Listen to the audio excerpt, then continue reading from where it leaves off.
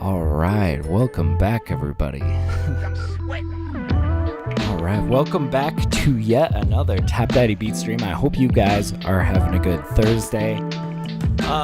Yes, today is day 4 of dropping 30 beats in 30 days. So the objective for today really is to just we're gonna try to mix down 3 tracks in 3 hours. Trying to not overcomplicate it, not trying to go too crazy with it. Just some quick mixes, But yeah, that's the plan. I'm excited to dive into it. I have some really good tracks lined up for you guys today. So.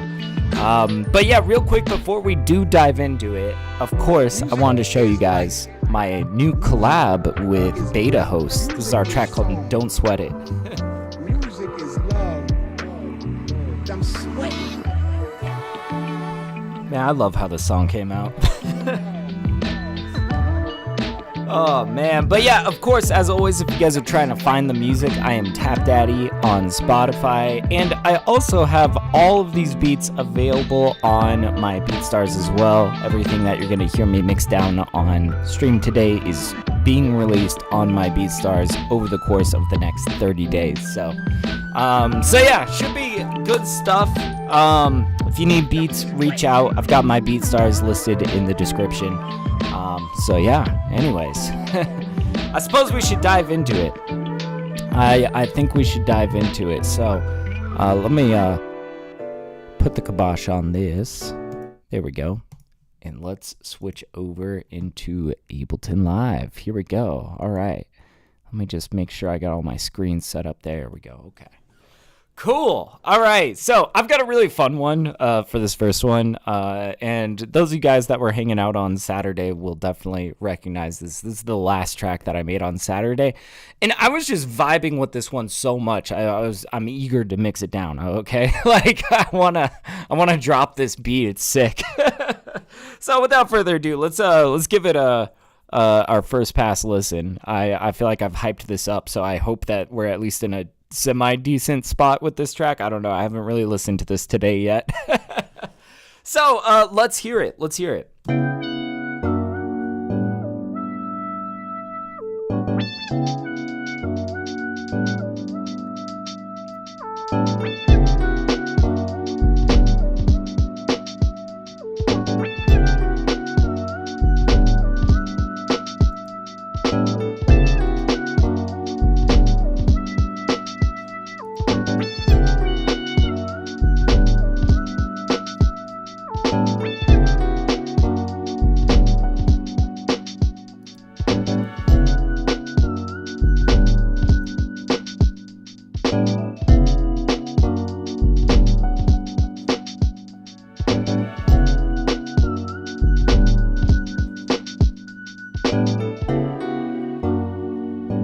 God, this has a great soundscape. I love this.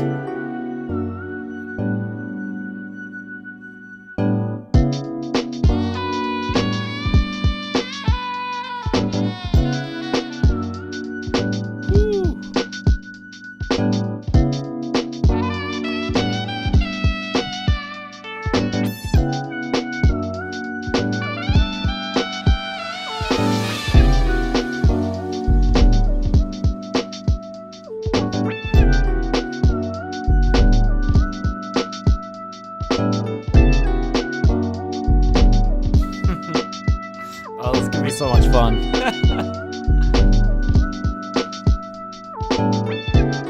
Man, I'm a little worried about those 808s. They are very, very low. They're at a very low range. It's going to be a little difficult to work with.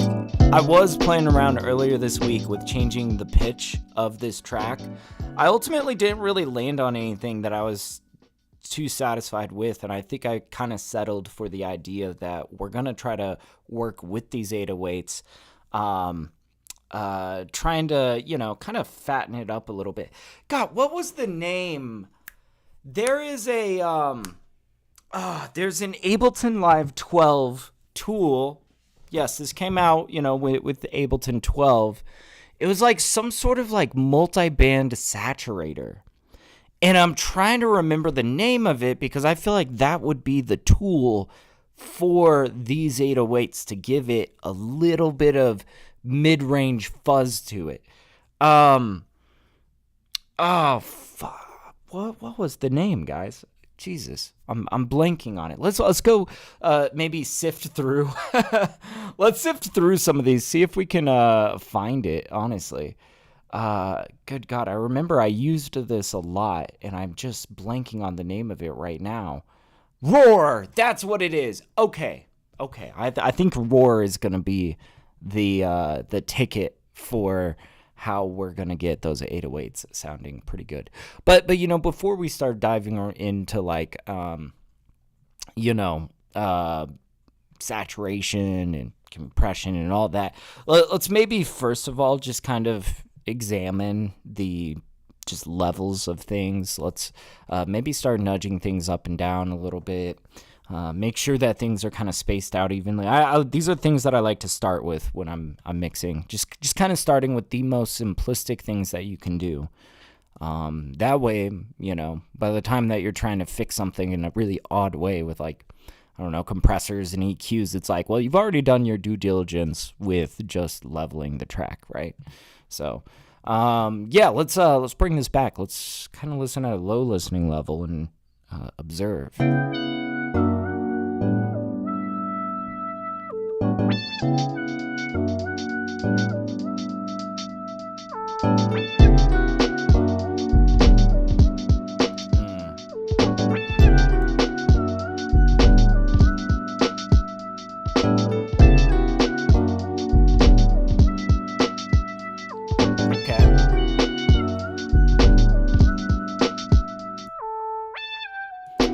This guy's probably going to get some compression to kind of normalize the volume.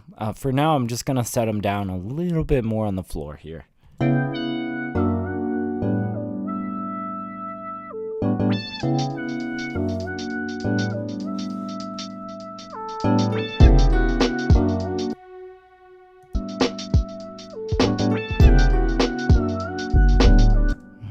Okay, and we got that nice little bell coming in on the right. Maybe we set this piano a little bit to the left to sort of counter that. I like these piano strings. They're very, like, old school.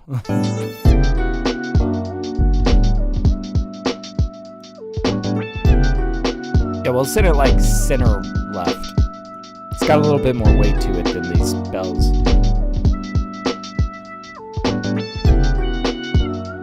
This feels a little bit too much on the outside. Let's bring it in just a little bit more. There we go. Okay.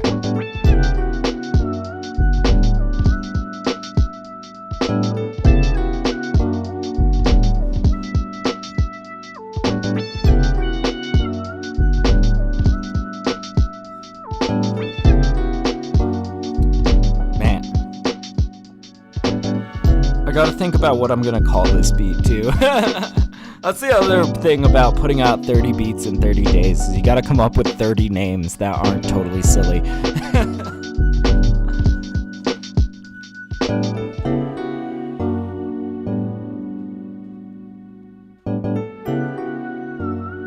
Oh, you really get to appreciate the balance there in that section.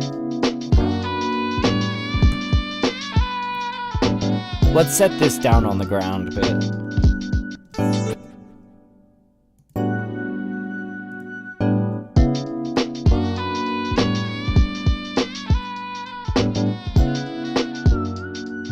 Yeah, I really don't want it to be like super front and center, honestly.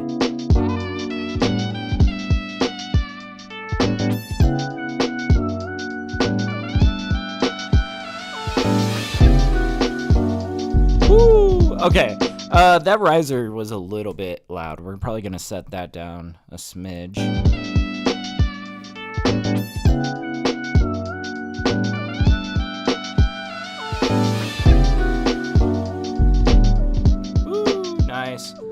I am kind of curious too. What if we gave it like a really narrow EQ band? I don't know. I'm just kind of experimenting here with how we can keep it cool.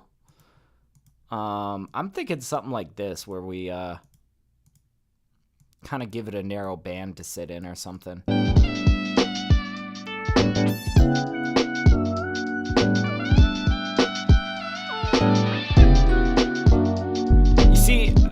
what I like about doing stuff like that is, boy, does that carve out so much of this, like beforehand it was like taking up the whole EQ. And I think sometimes I feel like something that is really helpful in, creating kind of more intricate sort of mixes where you've got a lot of things going on, you're trying to get them all to fit in together. I think sometimes you can really take a brute force hammer to it and just like be like, oh, well, this guy's going to be super narrow, or this guy's going to be really mono, or whatever, you just kind of find ways to shave away at some of these aspects, Now this was pretty quiet, but maybe if we bring it back up a little bit.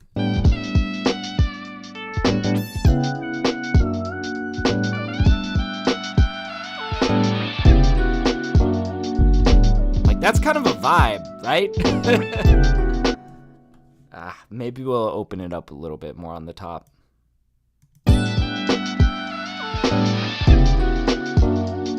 Okay, just a little bit more full. There we go. All right.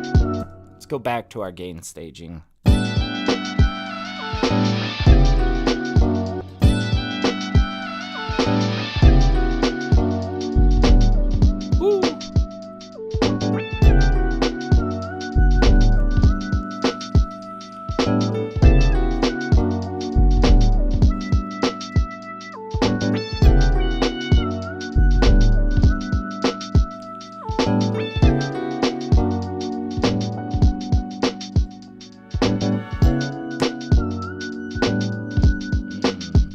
I love this trade-off between this piano and this swell.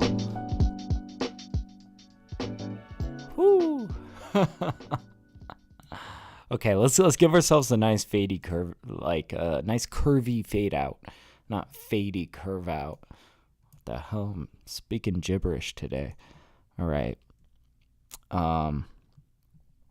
Put that up 1 decibel. Oops. No, we don't want to do that. Call that 3. Call this 6. And we'll say, yeah, that works. Cool.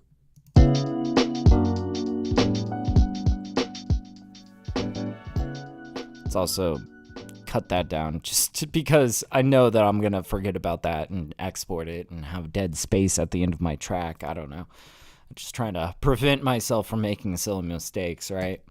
Also, before we get any further, let's do a little save as. Call it Mix V1. We haven't saved yet. We just got started 10 minutes ago. So let's call this song 995 Mix V1. Hell yeah. There we go. We are on 995, right? Yeah.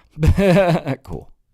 All right, man. I'm gonna be coming up on 1,000 beats here pretty soon, or at least following my naming convention. I kind of think that's pretty wild. I'm gonna try to not put too much pressure on my 1,000th beat, although it's kind of like I don't know how I'm not going to feel a little bit of pressure on that beat. We'll see.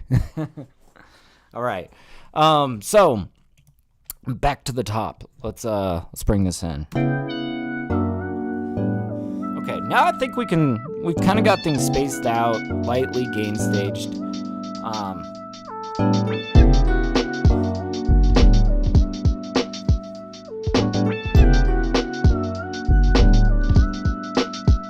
Let's check out these drums.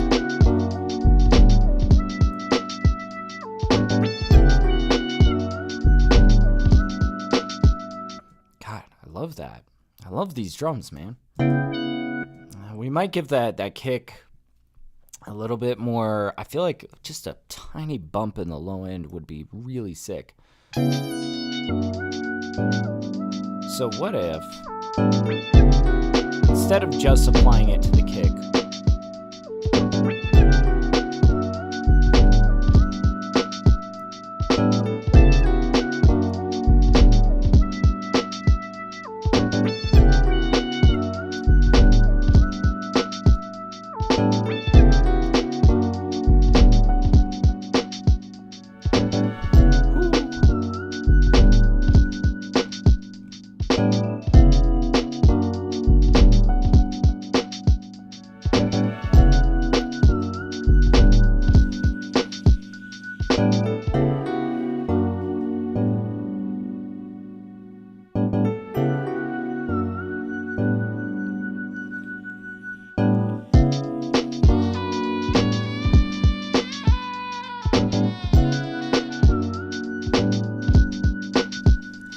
gonna try my best to not like overly compress everything in here, you know? Because honestly, this is all sounding really good together.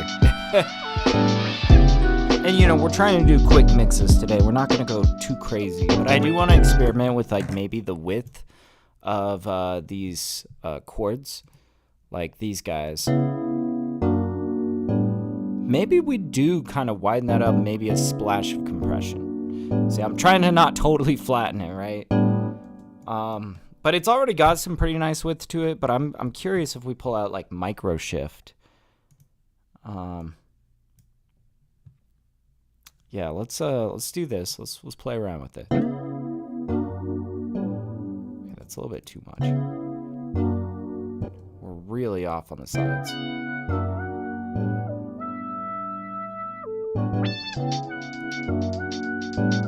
It might be something more like this, where we still have a lot of body in the center.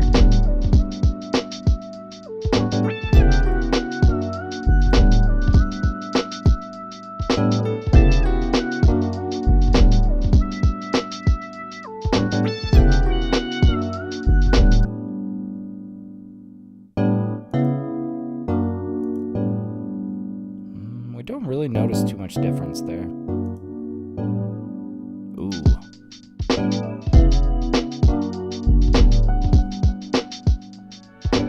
It just feels too much though.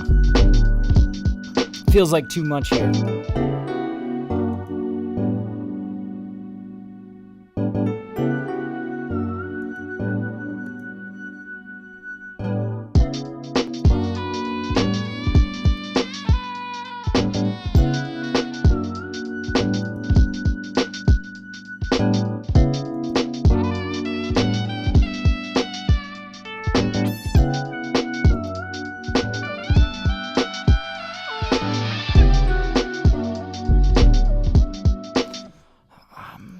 You know, I should stop trying to fix something that's not broken, you know?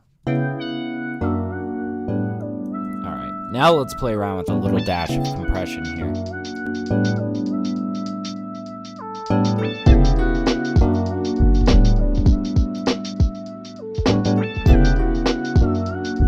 Yeah, this is just kind of giving a little bit more body to those chords. And then we're going to kind of bring these back down a bit.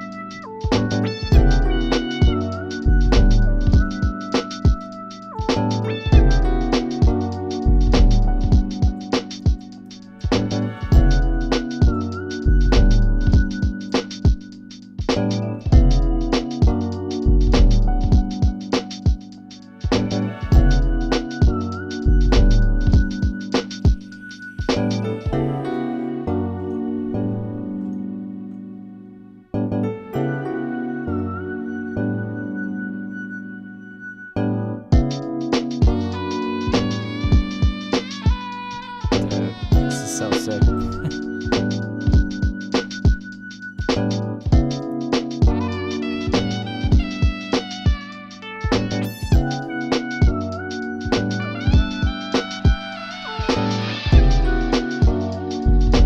Alright, let's go mess with these 808s.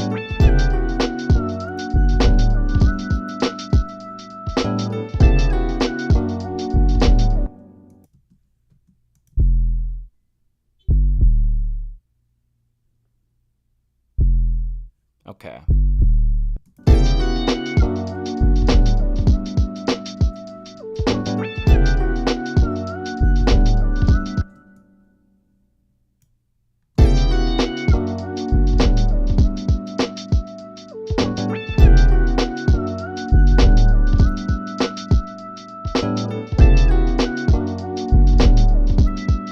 Boy, we are really getting up in the red here. Wow. Half a decibel in the red. That's okay though. Let's maybe just bring everything down a little bit. Give ourselves some headroom, you know. Yeah, let's just take everything and bring it down by an arbitrary amount, right? We want to give ourselves space to kind of work. So maybe like 1, 2, 3, 4, 5, 6 decibels of headroom, something like that. Okay. Yeah, it's a little bit quieter now. I'd encourage you guys to maybe like turn up your volume a little bit. I've intentionally set my microphone a little lower today. All right.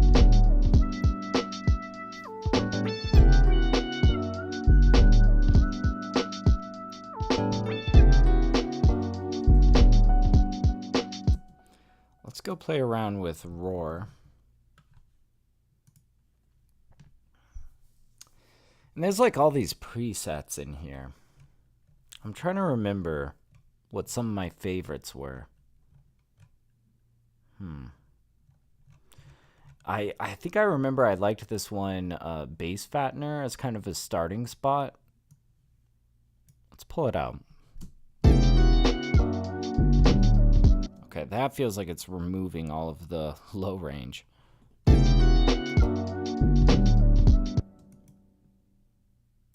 Oh wait, what's going on?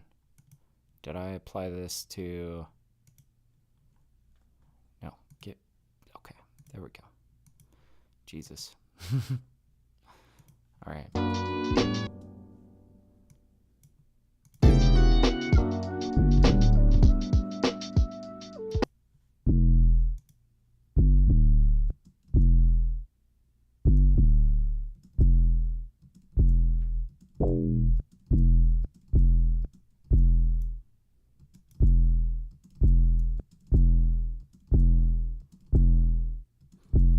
Yeah, really, I want to like introduce a little bit more of this mid-range. Give us some sort of, ideally, if we could get like a little fuzz in this highs. But I'm just worried I'm going to be destroying some of these lows here. That sounds pretty good.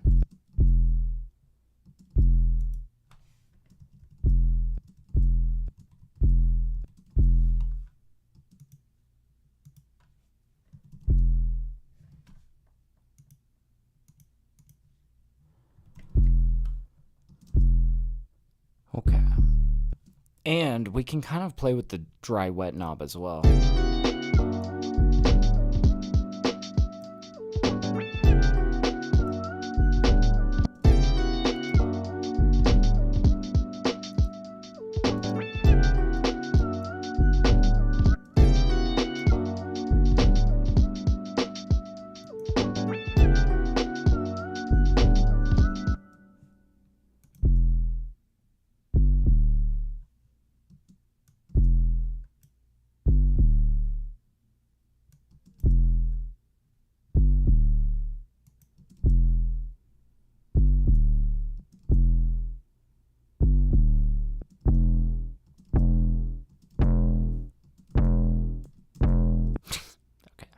No, but literally that just kind of goes to show, like, this is what we're trying to do with this mid-range. We're trying to introduce a little bit of brightness to it without screwing up these lows.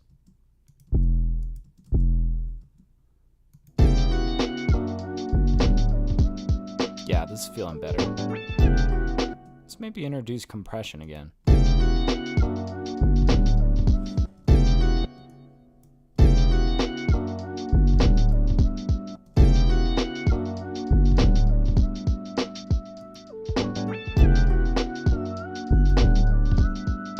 Did a little bit too much on that mid-range, but and I think a little bit of EQing might help. Let's just see what's going on in the EQ.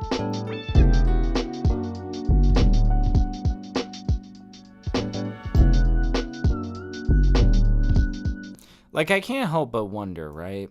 Like, what if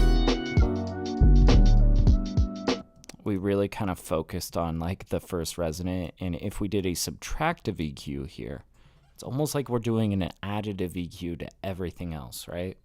So if we turned this down by like 2 decibels, right, but then we turned everything up by like 2 decibels, it might actually work out pretty nicely.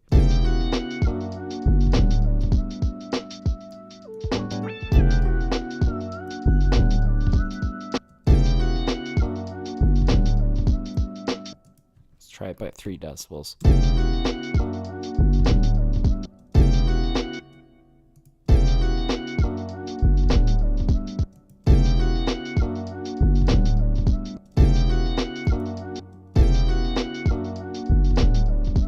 actually thinking I like this better than our solution over here with the Roar plugin.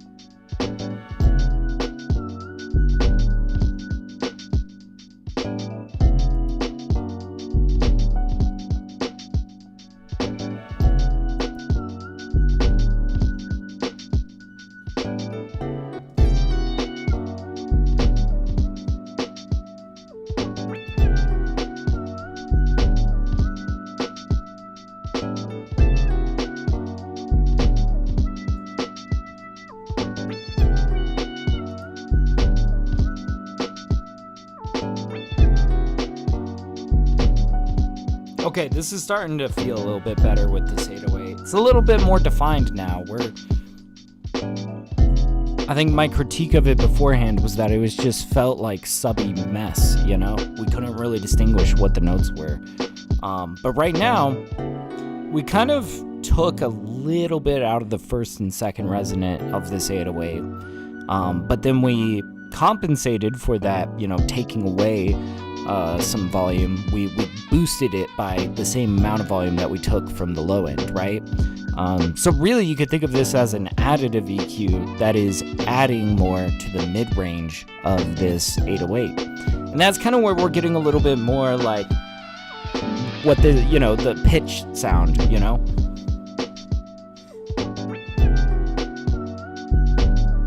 It's subtle, but I feel like this is sounding much more agreeable. And of course we got it compressed over here.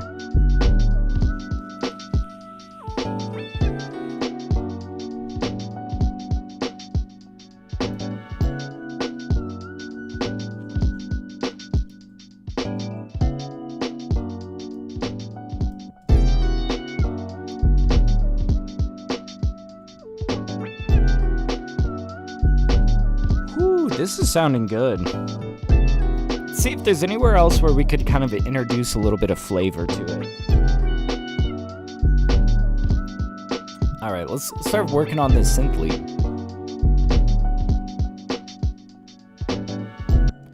Yeah.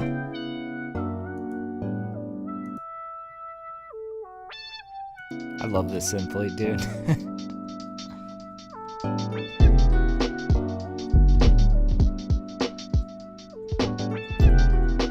Going on here. Oh yeah, I got fade outs and stuff. Cool. That's just utility kind of stuff. So I think really, the synth lead is super dynamic, right? There are some notes that just scream and jump out, and then there's some notes that are kind of subtle. Now I like the dynamic range of this. It's just sometimes it's a little bit out of control. And, if we hear a note that's becoming kind of a problem, we might just go in and fix that note a little bit. But I think really what I want to do is I want to take this huge dynamic range and I just want to kind of squeeze it down a little bit. We're going to compress it. So I'm curious maybe how an FET compressor is going to sound on here, the 1176. I don't know. I usually am going to LA 2A for like a lot of, warm chords and basses and whatnot. I'm still kind of learning this compressor and seeing what all I can do. I feel like this one's a little bit more extreme. Let's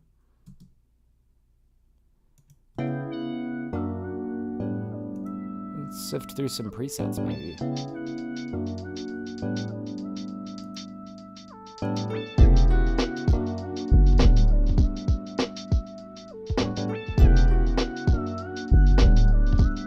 Huh.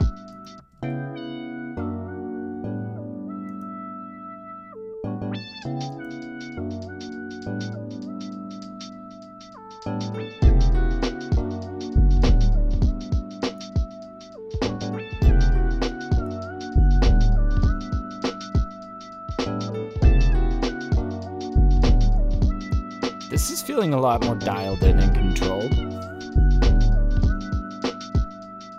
It's got not much attack and release.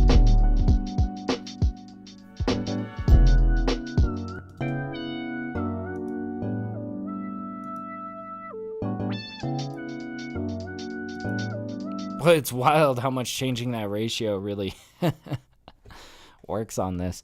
I kind of like it with the higher ratio here. It almost feels brighter to me.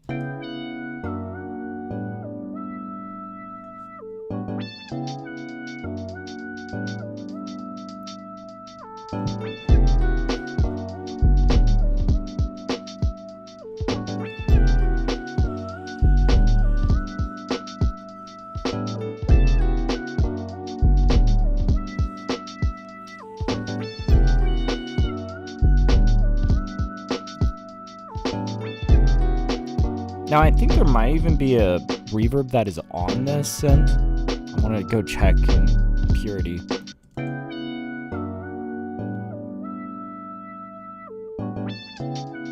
So like there's this little delay on here. I'm liking that little delay. I don't know if I really want to mess with it too much though. It sounds pretty good right now. I kind of want to give it like a little bit more level.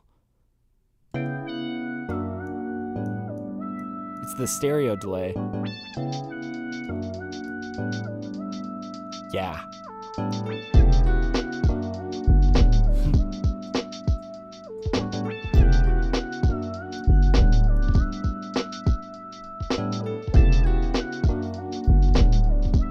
Okay, I give it just a little bit more level on the stereo delay, a little bit more verb.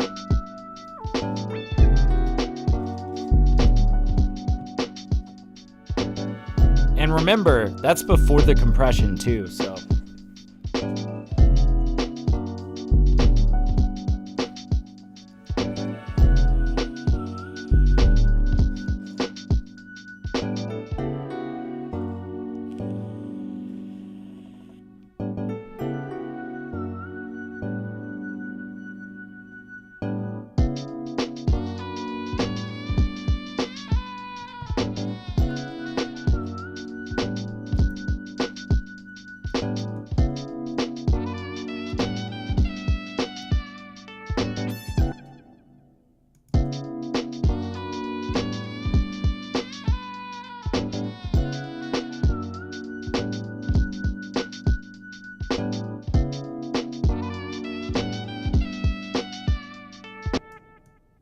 I want to maybe like press down on this a little bit.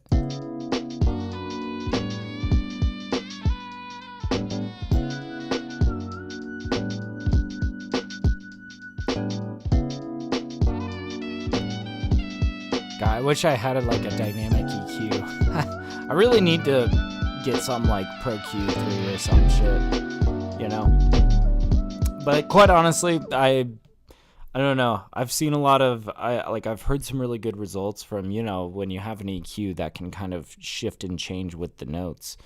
I've heard people get pretty good results with those, but I've also seen a lot of people like really shoot themselves in the foot by like overly EQing everything with stuff like that, you know? So I kind of do like maybe a little bit more static EQing, you know? This is kind of a situation, though, where it might help, but whatever. We're going to do our best here.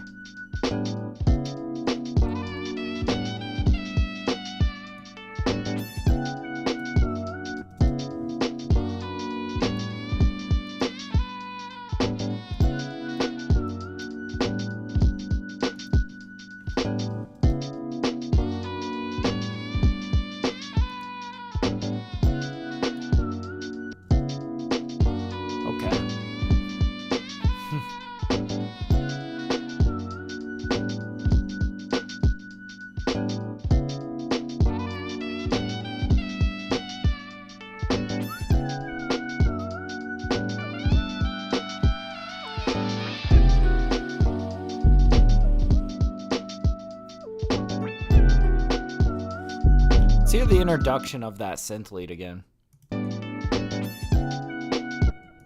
Boy, it really does scream at that top note.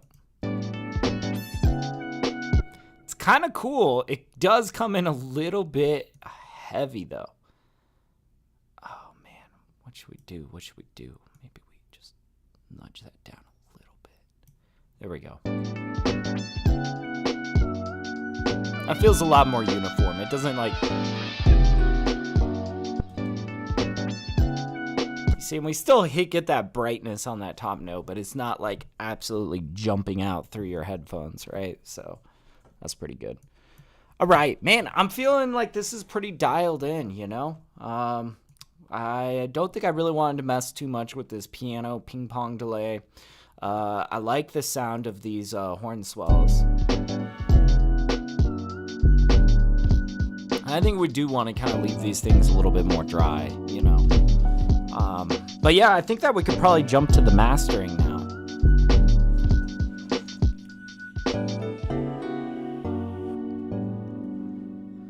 See if I can make this sound good without completely destroying what the work I did in the mix.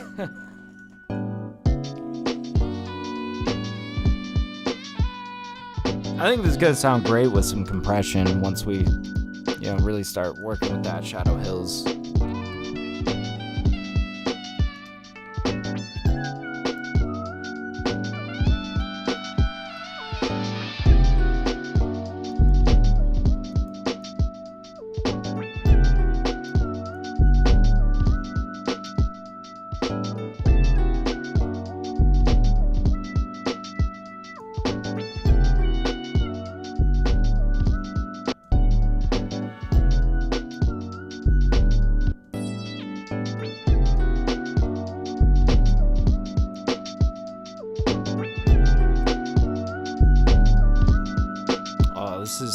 I'm feeling so much better.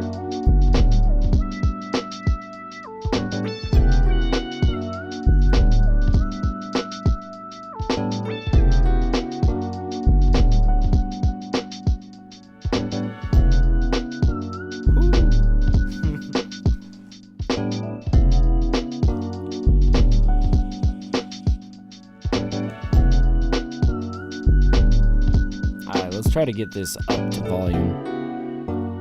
See what our max peak's gonna be.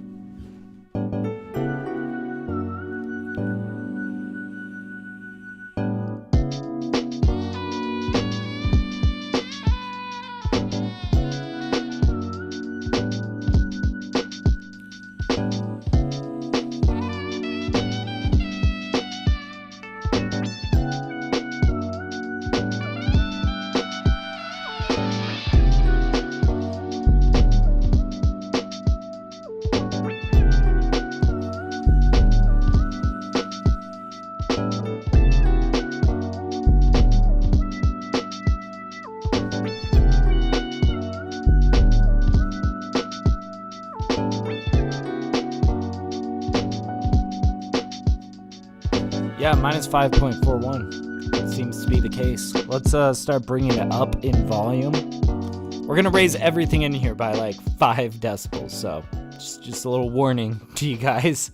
All right, let's bring it up 5. There we go. Now let's listen to it. You might need to bring your headset, your headphones down or whatever you're listening on. Let's check this out.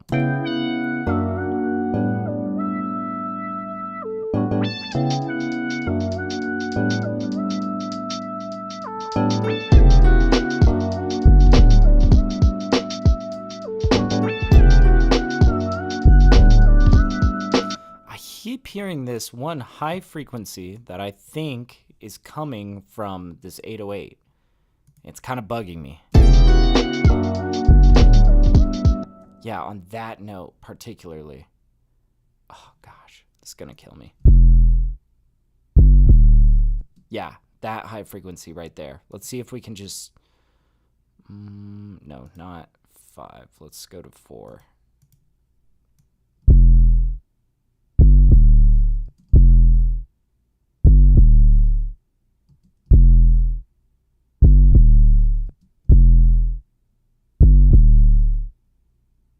It's like right up there at about 10K hertz.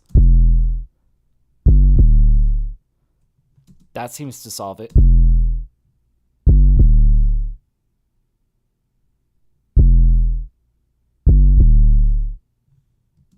it down just like a little bit more.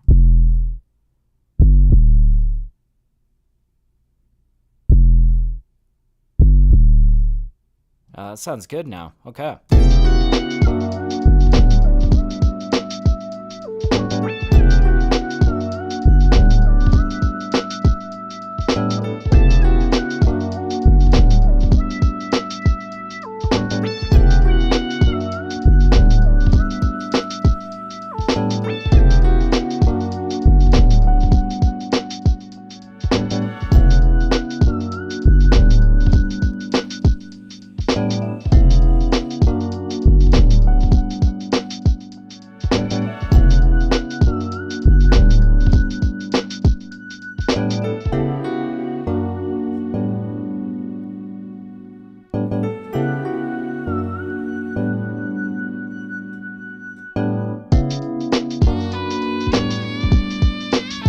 might even be able to bring this bell down a little bit.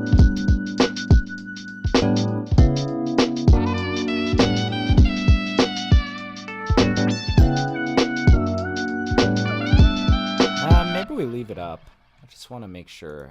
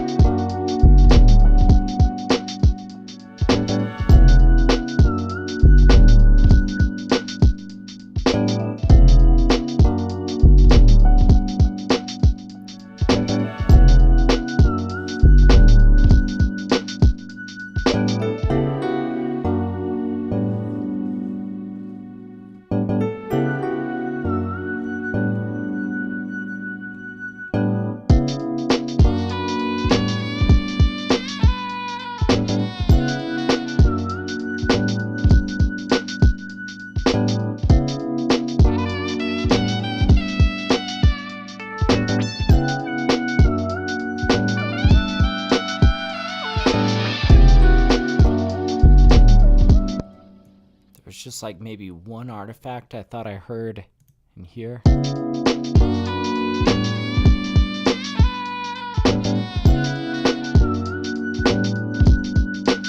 Nope, don't hear it. So awesome, cool. So I think we got something pretty damn good, pretty damn close to sort of the loudness we're going for here. Let's start limiting it. And then we'll start measuring our LUFs. All right, so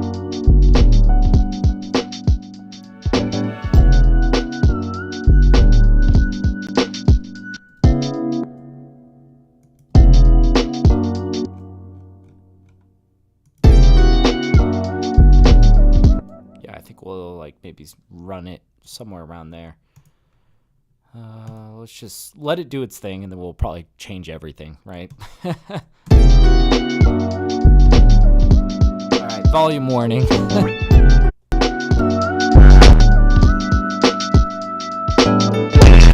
Yikes.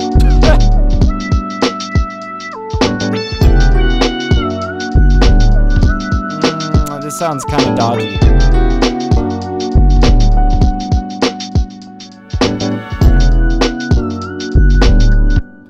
Super dodgy.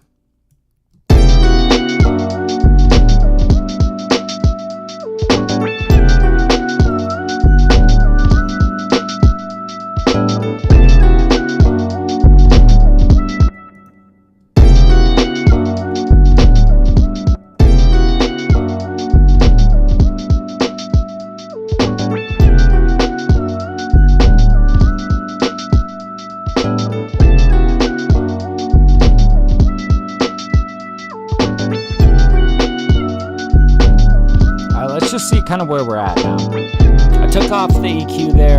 I readjusted the limiter, the maximizer. Let's just pull out Uling and see kind of how close we are to like minus 10 LUFs. Ooh, we're close. Alright, let's run this. Let's let it measure.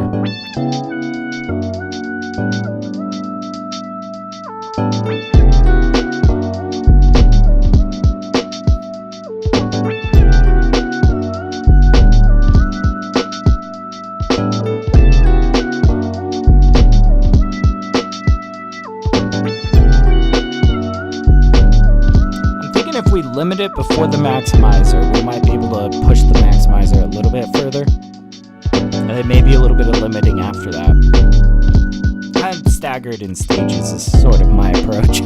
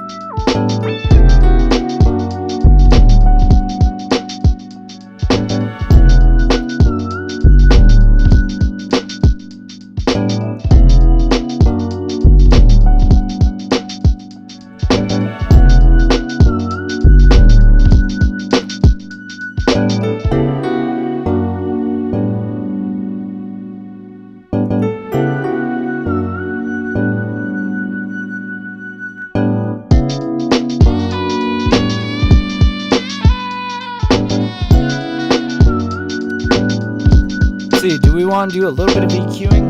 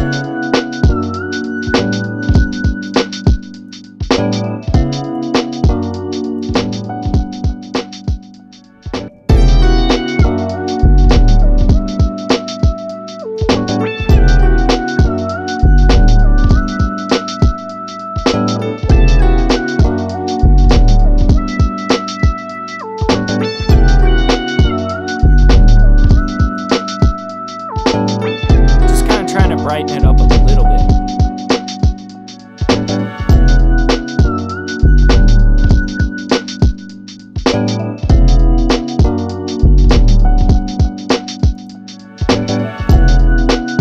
I am very curious. I just want to try something kind of extreme here.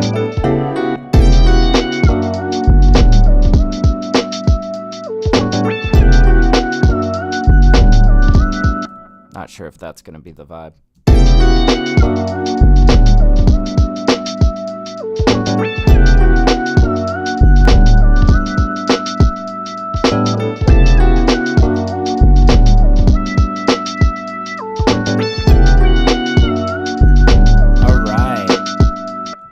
Let's run this from the beginning. Let's get an accurate just reading of what our LUFS value is here.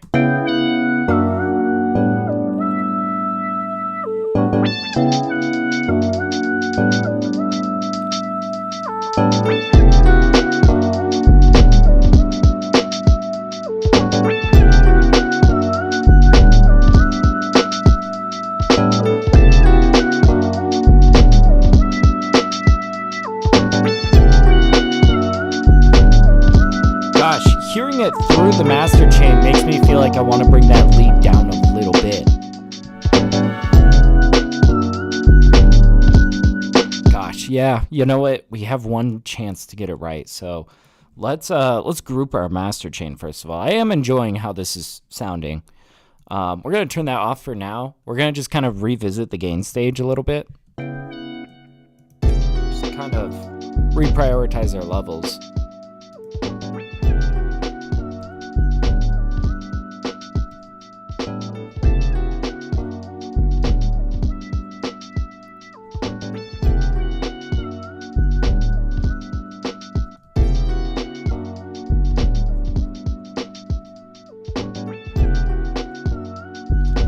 All right.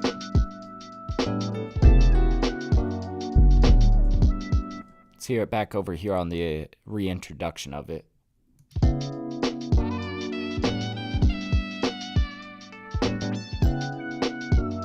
Wow, that's much more dialed in.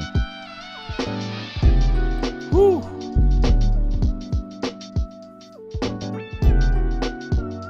All right, I'm gonna turn the master chain back on. This is gonna get louder, just letting you guys know.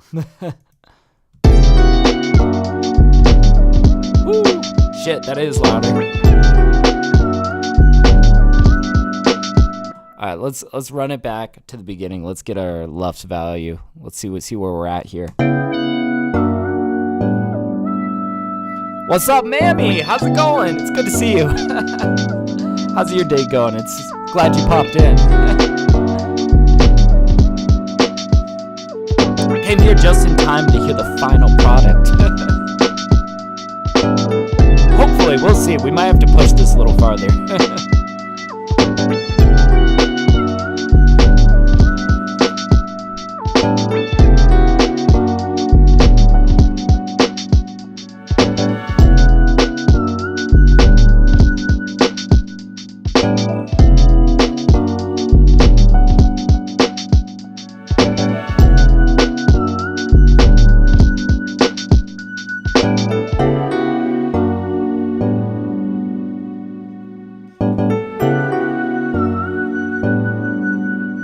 might need to push this a little bit further.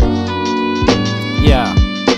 I'm trying to get it up to like minus 10 lufs, but we will see. I don't know.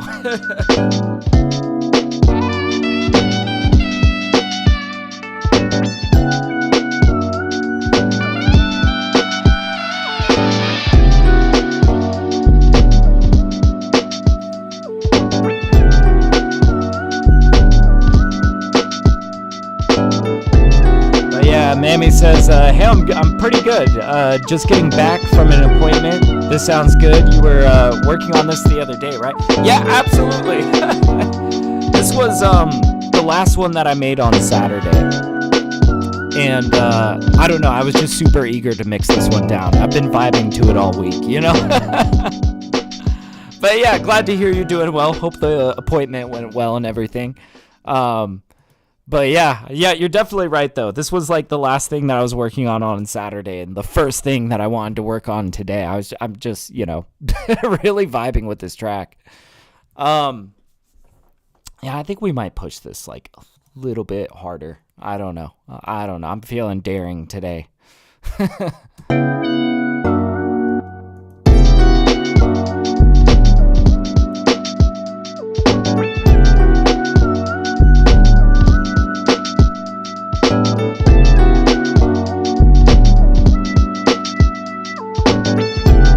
I think somewhere in this range is actually working pretty nicely.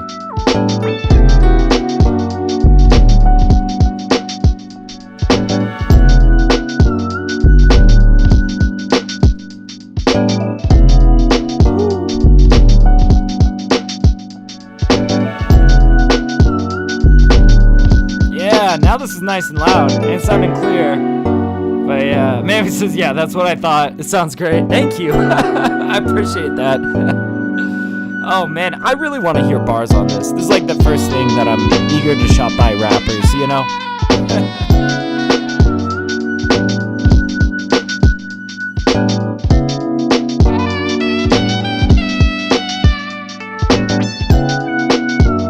Alright, I think that's pretty good. Let's just go back and, listen to the full thing so we can get our final lufs count. We're aiming for 10. I'll accept like minus 10.5 or, but I think this is kind of where we're at. Let's listen to it though. If there are issues, we might have to go back and tweak, but I'll see it.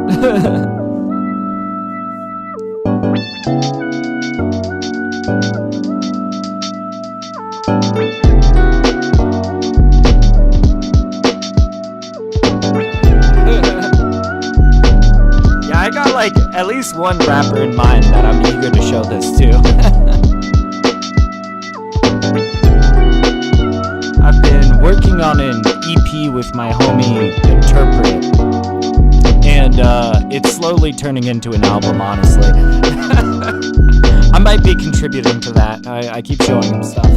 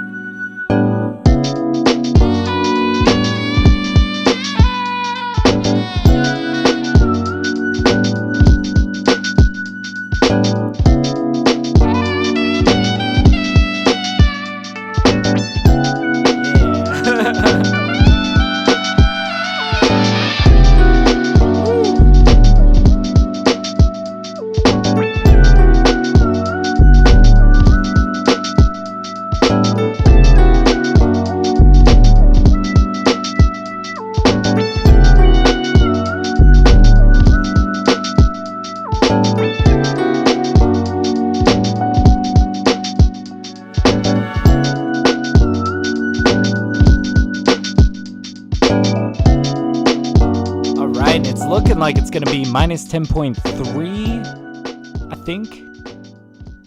Dude, that is good. That is really good. Okay, minus 10.4. I'll take that. We're saving this. Okay. Oh, man. And that was like 57 minutes. Damn, I'm right on track. The goal for today really is to mix down 3 beats in 3 hours. That is kind of, what I'm aiming for here. Trying to not get too carried away with these mixes. I'm like just trying to get stuff out the door and on my BeatStars. 30 beats in 30 days is kind of the mark I've set for myself. So, I think that we're actually making good progress towards that. And if I can finish all 3 in the, kind of in a similar amount of time, like, yeah, this is going to be a super productive session today. All right. So, I think I'm going to heat up a little bit more coffee, sweet nectar of the gods. I'll just let this play for you guys while I'm just grabbing some coffee. I'm just going to run to the microwave and heat up some coffee. So I'll be like 2 seconds, but voila, song 995 done. All right, I'll be right back. I'll be 2 seconds.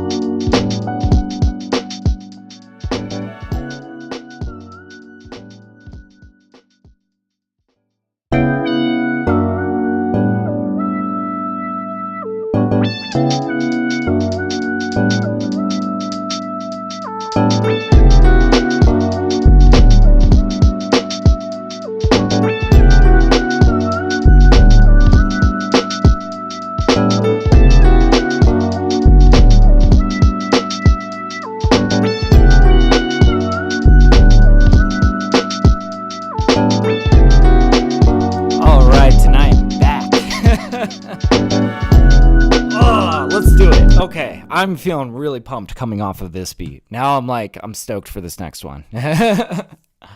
Like, man, this is, oh yeah, definitely save. I thought we just saved, but maybe it's just because I turned on the looper.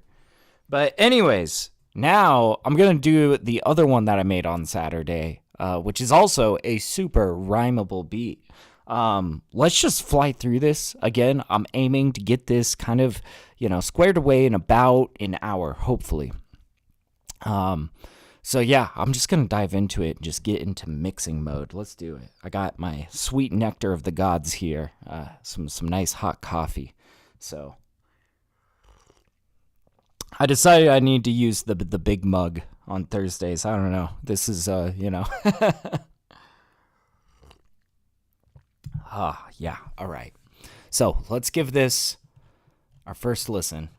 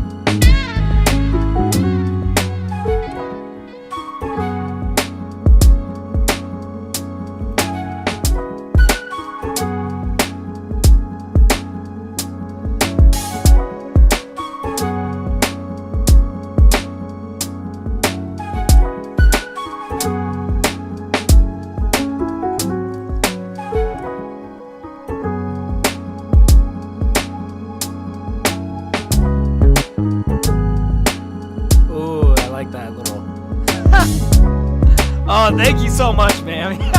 She's like, this is so freaking smooth. I love it. Thank you. I know. I'm like, and you know, I feel like a lot of these I really have kind of made with artists in mind.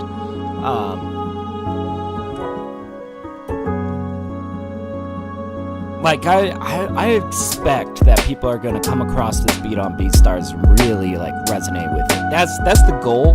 That's the idea. And I feel like when you produce with that sort of in mind, you know, like really trying to envision what it's gonna sound like, what it's gonna feel like for an artist to step on this. Oh, that's when you can really like effectively produce some good shit.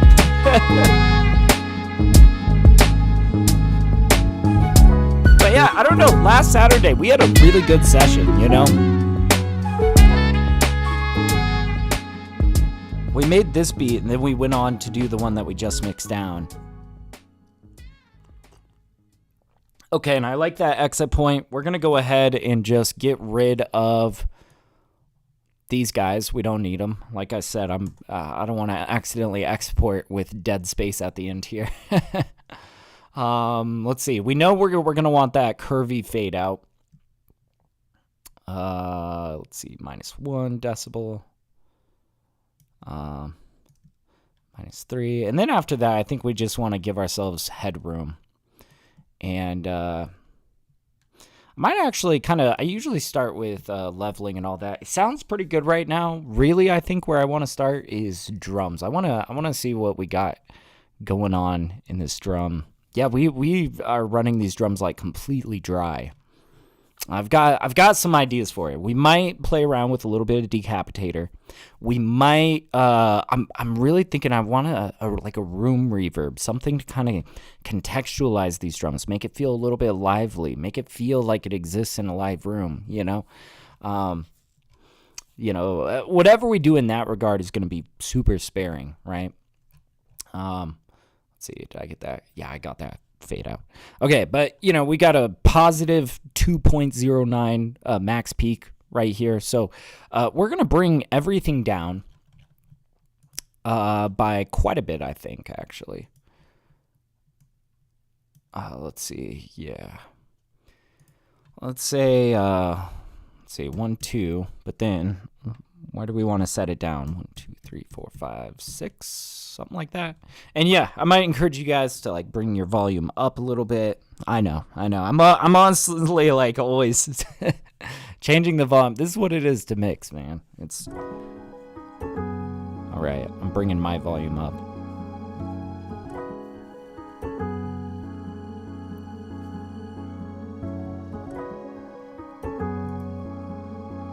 See, we don't need this audio track down here. Delete that.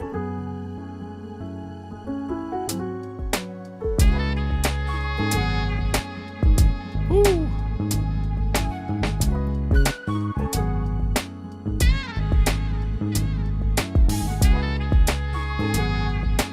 Let's bring this saxophone down. Also, this delay has a little bit too much feedback on it. We're gonna like... Basically, I think really the mark of where I want this delay to land is I want this to basically fade out to 0 by the time we hit this guy. And I don't really care too much about the, you know, how much feedback we have going into this, but I think this is kind of the mark. So.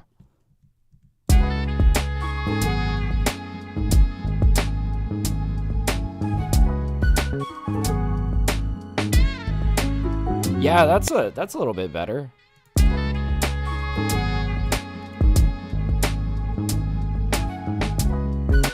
Maybe we even have it kind of faded out by the time it hits this middle point. Let's just keep decreasing the feedback.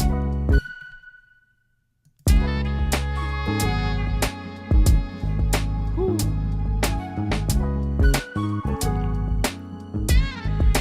It sounds a lot more orderly now.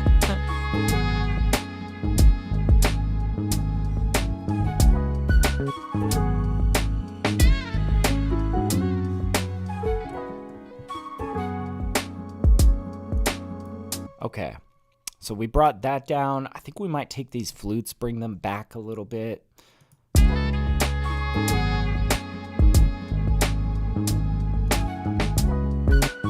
Oh yeah, here's our flutes.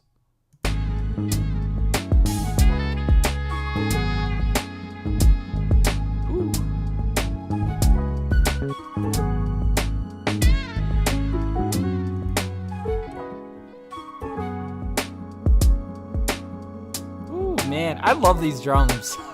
This is so good. All right, let's see. We're gonna get rid of the CQ. We don't need it.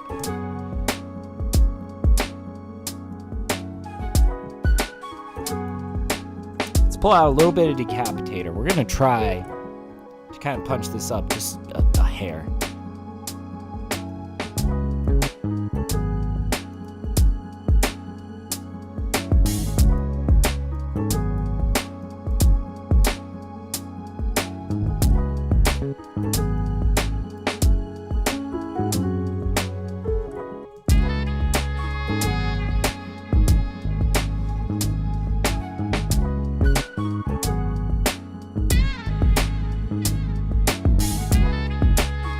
I don't want it too crunchy, but maybe a little crunch is kind of satisfying. I don't know.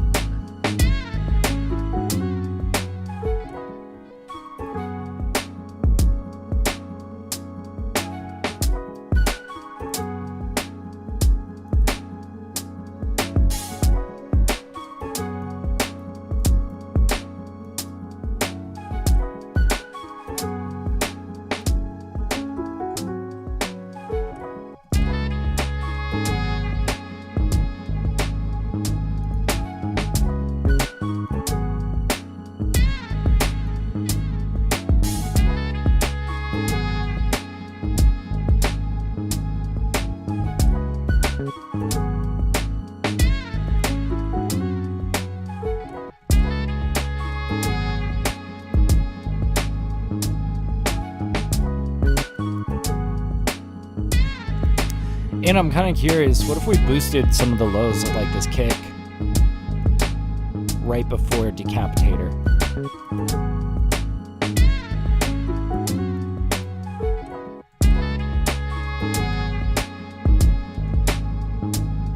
Nice. Okay. Oh, and you know, there's this one reverb. I was telling you guys how I want to like get a nice kind of room feel to this. There's this one reverb that is stock Ableton Live. You know, if you've got Ableton Live 12, I'm pretty sure you have this reverb. And this kind of makes it feel like a open studio space. So like, kind of like a live room in a studio. If you guys, you know, if you've like seen a studio, you know, it's really comprised of like, I would say a handful of parts, right? You got your control room where you got the engineer, you know, you've usually got your mixing console and like all that stuff, you know, your producer, your engineer in the control room. And then there's like a glass window, and then there's a big wide, like a big room that has a ton of space for ensembles, for instruments. There's usually, the room is filled with like instruments. Maybe there's like a corner for like a kit or something. And then, you know, separately from that, then you have like recording booths, right? You might have like a vocal booth, and you might do some pretty dialed in, you know, recording on like vocals, violin, something like that. I don't know. But point is, when you are recording in that open room, that live room, you know, it's like these studios are not like these perfect dead spaces. In fact, it would be kind of boring if they were, right? It would be kind of boring if there was literally no character to the room at all, right? I guess what I mean by I want some room noise, I want some live room sort of feel on these drums, is I want the sound of that room, you know? I want a little bit of the sound of, you know, that theoretical room, right? Now, I'm just a dude in his apartment, you know, mixing this down. I don't have a live room, and I didn't record these drums on a kit, right? But we're going to kind of use some of that feeling as inspiration. We're going to use some of that as inspiration for how we want this mix to feel. So, lively resonant, that is the reverb that I've been yammering on about, okay? This, to me, I feel like really captures the feel of a live room, you know, of like a live room studio space kind of, you know? So let's play around with this. Ooh, yes.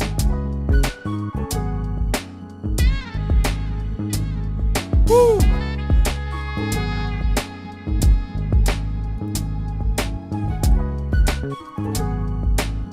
See how much that adds to it? Ooh.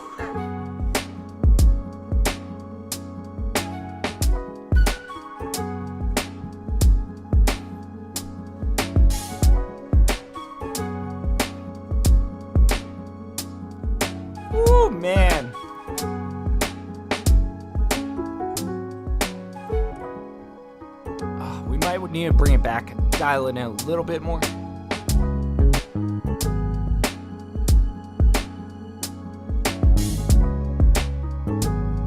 Oh, hell yeah. Thank you, Mammy. Yeah. I like that. Oh, breakthrough moment. That's nice.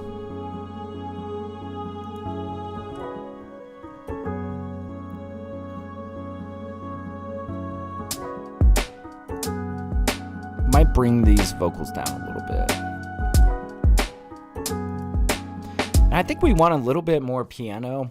Now, rather than just giving it a little bit more decibel, I think we're going to end up giving it a little bit more body by doing a little bit of slight compression on this. And you see, for this type of compression where I'm getting like the chords and I want them to sound a little bit more rich, a little bit more full, the LA2A plugin from Universal Audio, this is my favorite for piano chords and stuff. I've probably told you guys that 1,000 times, but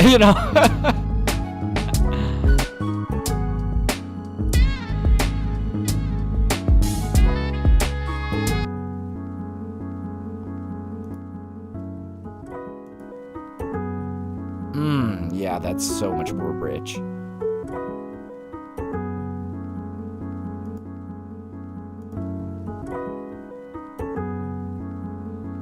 And you know what's funny is, so you probably think, like, wow, this compressor is making it sound louder. I would be willing to bet that actually the volumes of these are actually pretty similar. You know how I kind of know that? So we're kind of like giving it 3 decibels of gain. But if you pay attention to this knob, this is the, meter, this is the peak reduction, right? And you can see we're actually reducing by even over 3 decibels in spaces. Yeah. And yeah, it kind of hangs out around here. But this is a pretty normalized sort of compression. Like, we're not adding a ton of volume. It just feels more loud. Maybe it is a little bit. I don't know.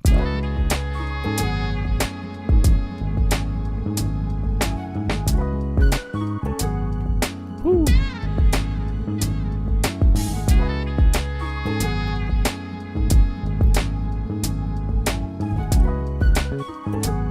Let's also pull out an EQ, see what's going on in here.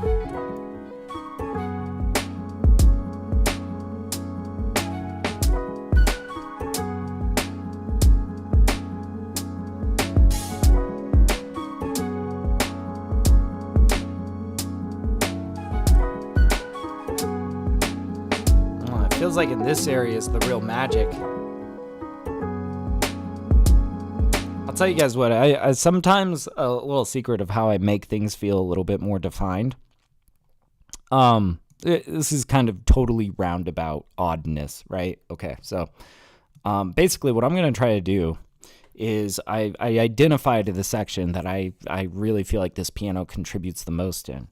Now, to make it feel a little bit more clean and defined in the mix, I'm going to put a little notches around this area that I want for that piano, its purpose to really serve. So, like,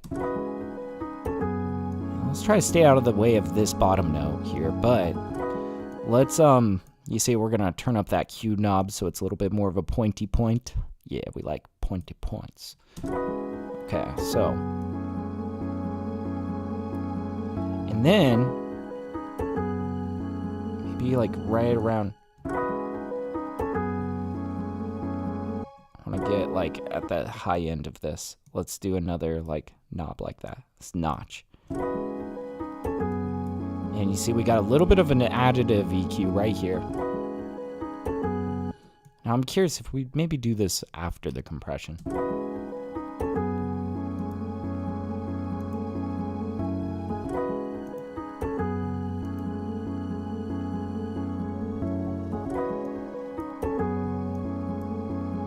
Okay, so interesting thing about this is each of these notches, right?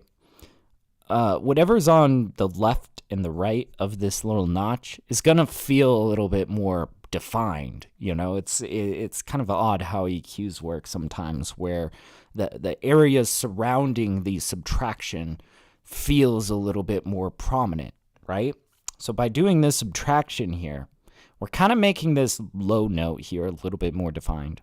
But also, we basically created, this, we kind of said this section, we like this part of the EQ.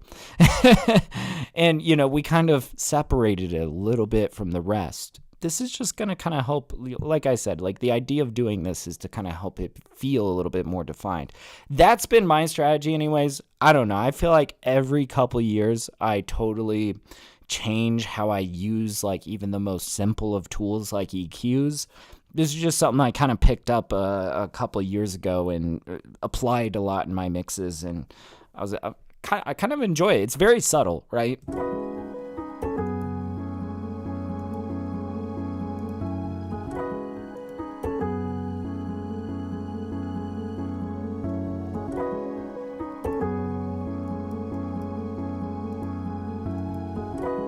This just feels so much more warm to me. I don't know. I like it. We're keeping it. All right, cool. Now, we did do a lot of like subtracting and adding, and this might have changed volume. We should consider maybe its loudness now in the mix, right? Just do a little gain stage pass,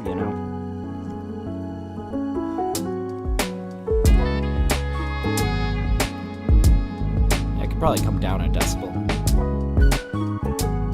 Maybe 2.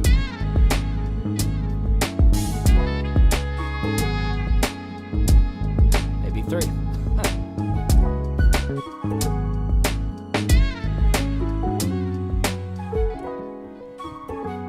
Where's that top string at? I like that string. I want to bring that forward.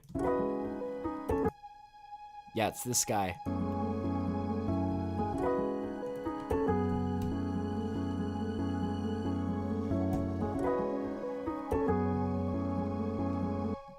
What do we got down here?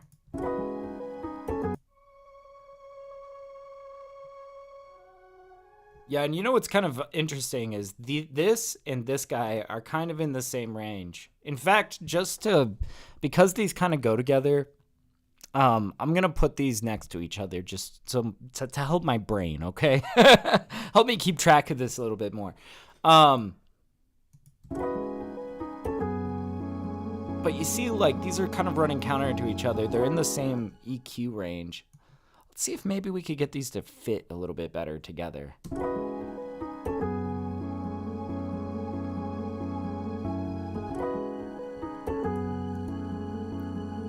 And these do need to kind of remain about the same.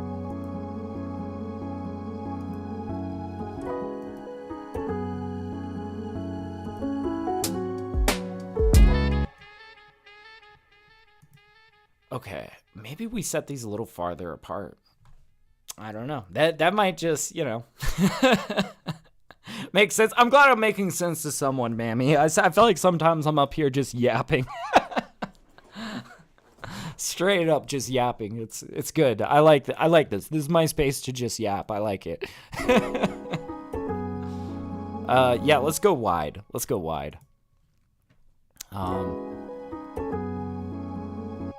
Yeah, what if we went like really wide on these? Like 30 right and 30 left.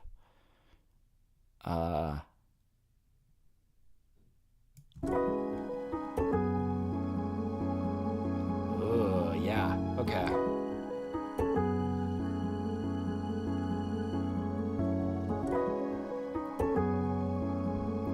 But we gotta kind of hear the context when all the other instruments are in here, right?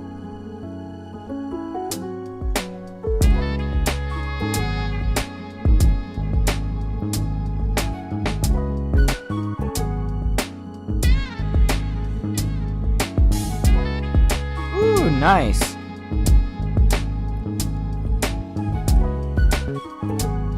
Now that these are like so far off in our ears, just something to keep in mind as you're spacing things. Like the more you put something to the right in your right ear, the louder it's going to sound in your right ear. I know, it's like obvious, right? But I feel like what I noticed that I was missing a lot when I was first mixing and like spacing things out is anytime that I'm like changing the position of an instrument, I also have to consider the volume of that instrument. I kind of go back and regain stage a little bit, right? I think that's the case here. We might need to bring these down a little bit.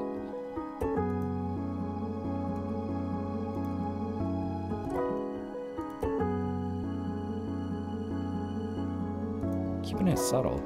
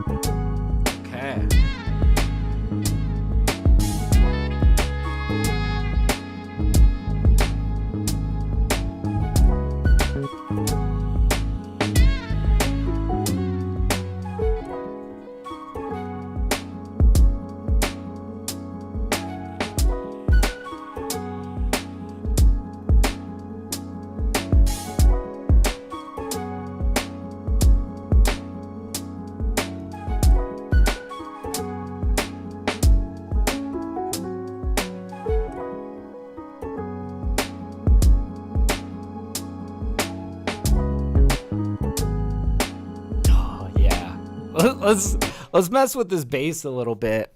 I kind of want to like, I really want to like tuck these notes in a little bit.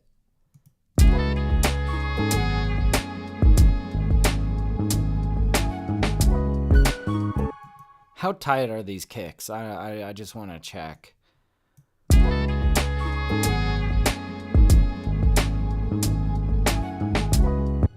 Like, are these like dead on, or they look pretty quantized?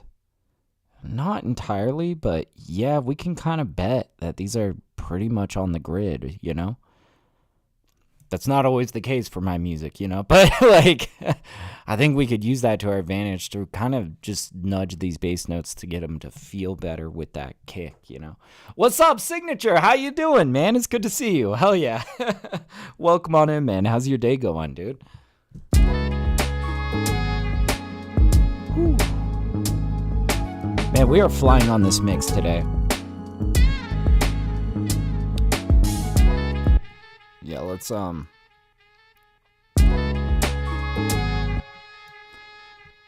right, let's really dial this in here very closely. Okay,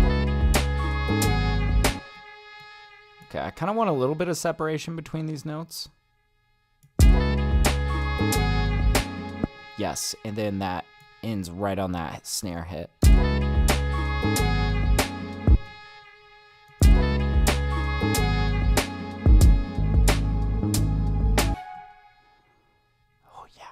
Yeah, this is good.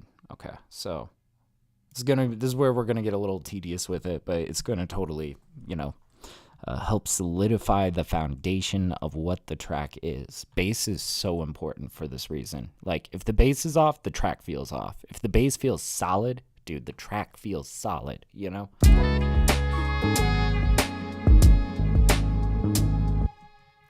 Ba-bum-bum, ba-bum. We're gonna try to not have much overlap.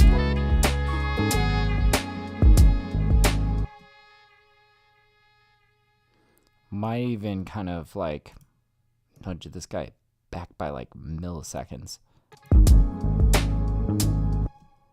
Ba-bum. We're gonna try to get that guy to end right with that snare as well. Yeah. Make that super tight. Make like... Ooh, that might be a little bit too much. There we go. There we go. But yeah, Signature says, good, thanks, mate. Sounding sweet. Thank you, man. Man, I'm really having a fun time mixing this one down. I don't know. There's just something about this that is feeling pretty engaging to me.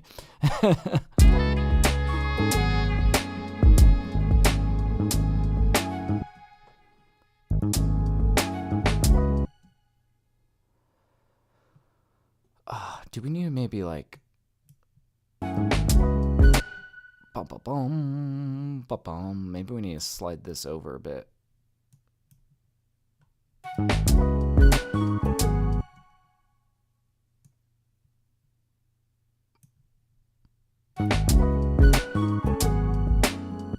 Yes, that sounded good.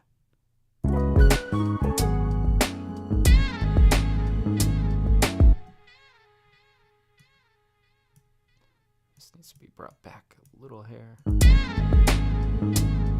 See, you could really feel like how that kick is landing now with this, just this turn. I don't know, we feel that kick a lot more because we don't have the bass starting first. We have that kick starting first, you know?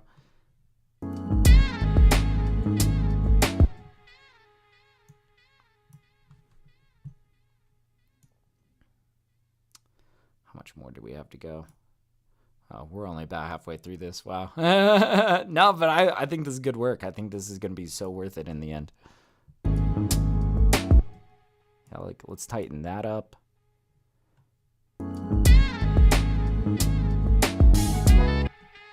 Yes. Ba-ba-bum, ba-bum.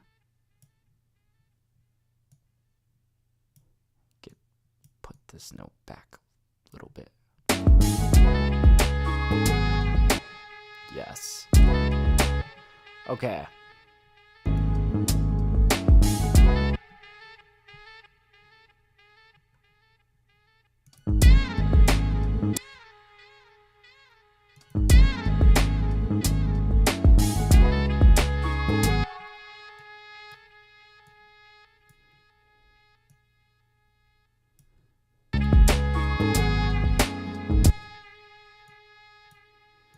Yeah, you see the ends of the bass notes is just as important as where they begin.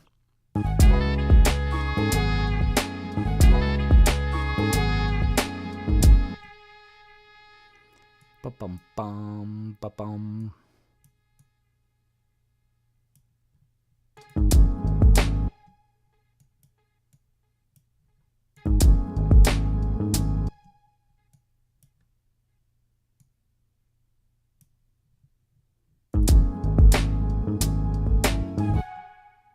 That needs to end right with that snare.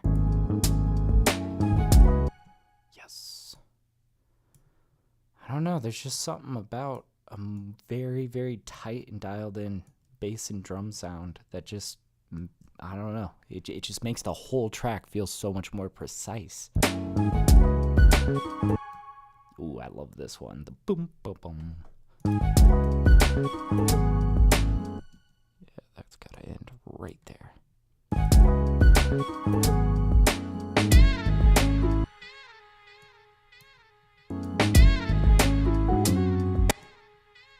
These can kind of connect. We'll let these guys kind of connect a little bit more. So good. Okay, now that we got that, let's replace all of this guy,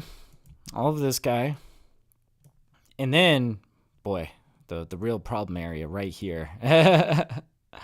It's like, do I want to, how do I want to do this?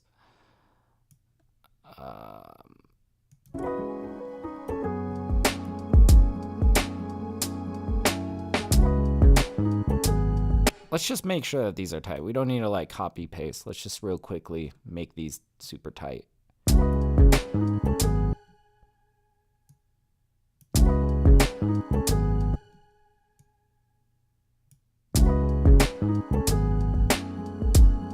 Ooh, yeah. And that ends right on that snare.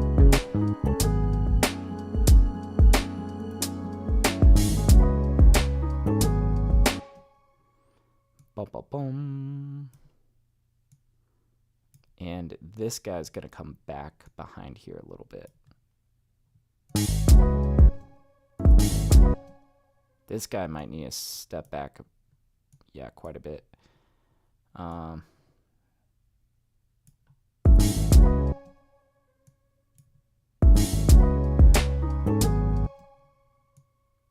that's actually pretty good. I just want to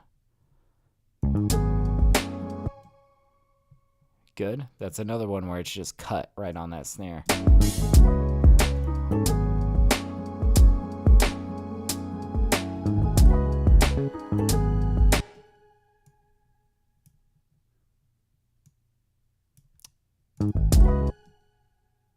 Yeah, almost.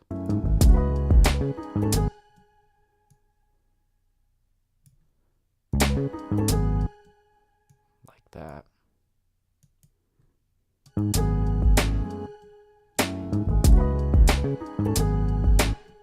Now this is one we're gonna have to fix to really end right on that snare hit. Maybe even a little before. There we go. Oh man, I know it's tedious work, but man, this is the kind of stuff that really pays off in your mixes, you know? I'm always trying to encourage everybody that I'm like talking to, especially in my feedback streams about mixing, is like, look, when it's getting tedious like this, you know, that's when you know you're on some good stuff. You're really dialed in, you're really cleaning it up at a very small scale, but it adds up over time, and that's why it's like, I don't know. In my mind, I'm like, that's why my mixes pop, you know?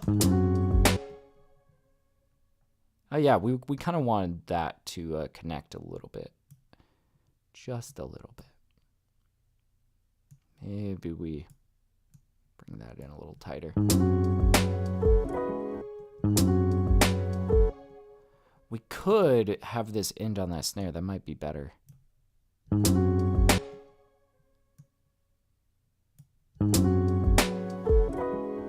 Yeah, okay, cool. I think we're good here.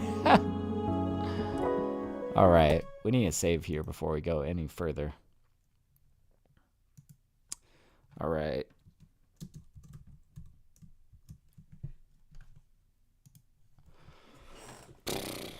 Dude, yes. Yeah, definitely worth the work. I mean, yeah, I feel like it's not super obvious to a lot of like, I don't know, but I think before I was really in the mixing space, you know, I don't know. It would be things like, I guess I didn't anticipate how much tedium goes into really making a song sound polished, you know?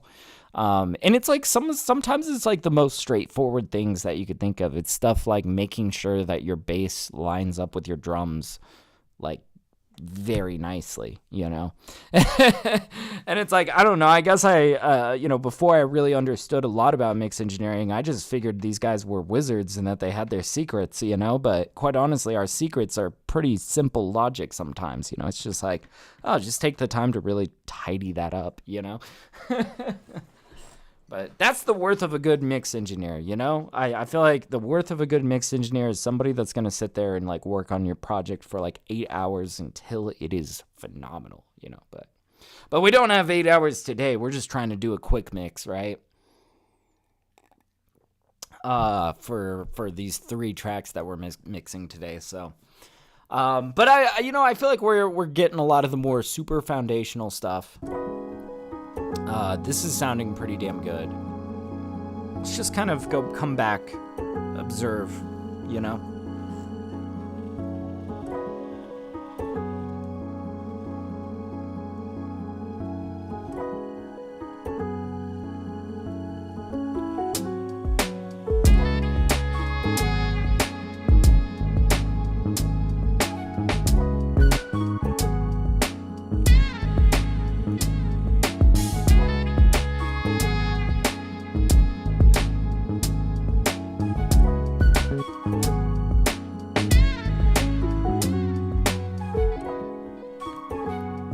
Curious how a little bit of Decapitator would sound on this bass. I don't know. I'm just trying it. I usually go for Radiator, but I wanna feel how this is.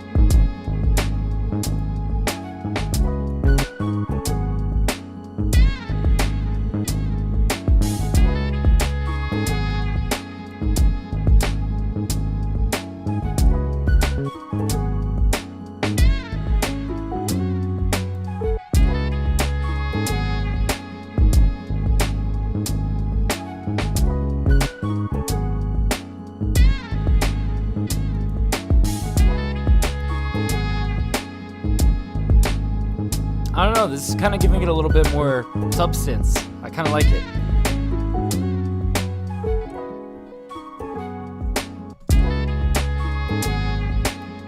Might need to set this bass down a little bit further though.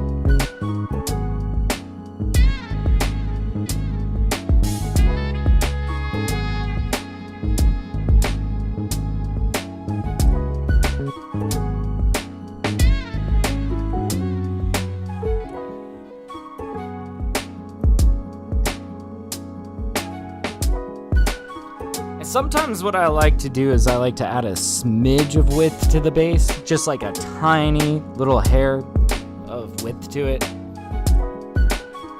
I don't know, let's play with that. See, it's got a little bit to it.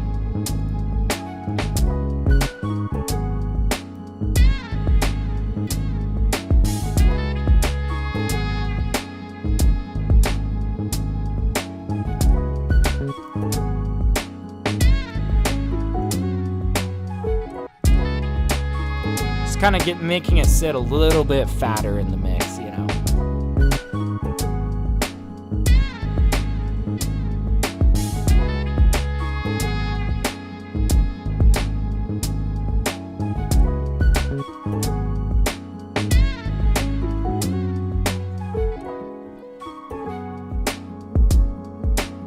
Okay.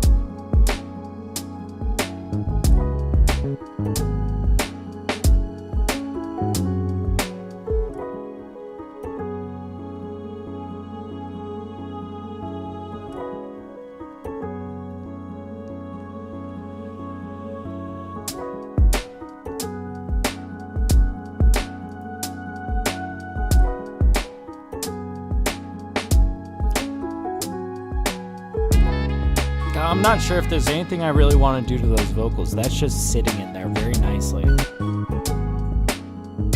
Whew.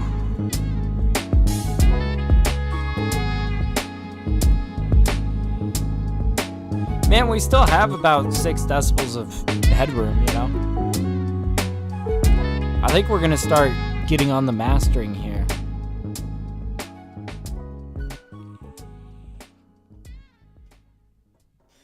Okay, yeah. Let's get going on mastering here. I think first thing I'm gonna do is some compression, of course.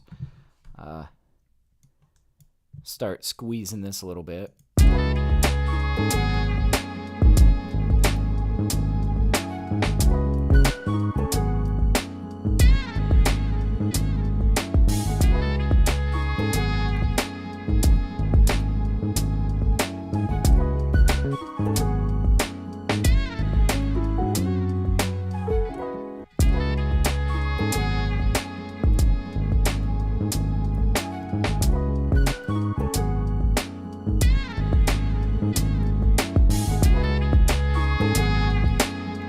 Ooh, that discrete gain is really picking up a lot of good stuff in there.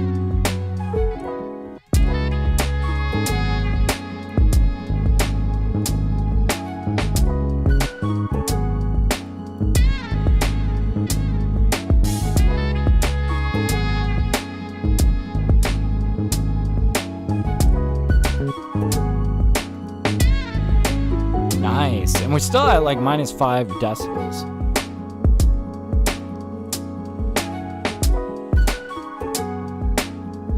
Yeah, let's see if we boost. Okay, we're about to bring up the volume of the master by about 5 decibels. Just a little volume warning, you know. But yeah, let's bring this up by like 5 decibels. I'm gonna bring my headphones down a little bit. And let's hear what this sounds like, first of all, with all this nice compression on here.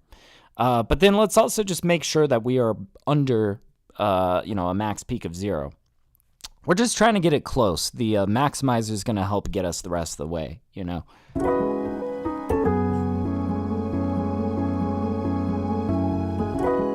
Alright, so we're paying attention to this number right here in the right side. Making sure that stays below 0.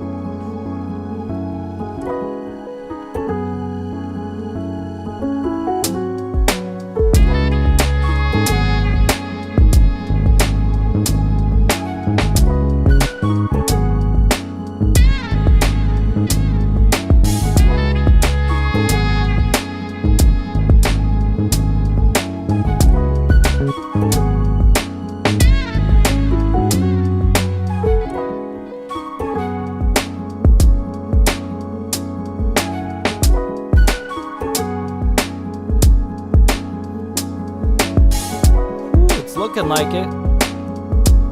Very nice.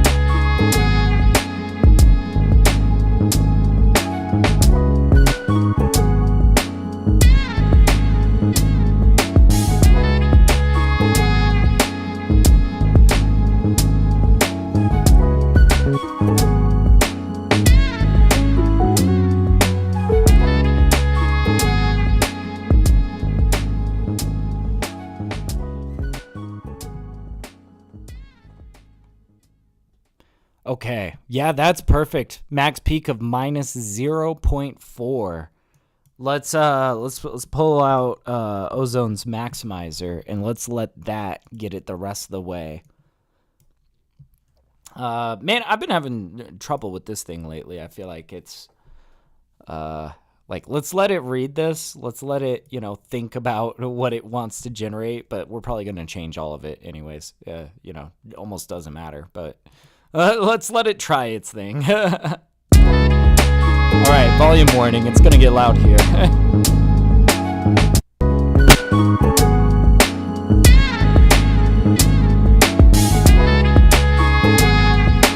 Oh, this actually sounds a lot more reasonable.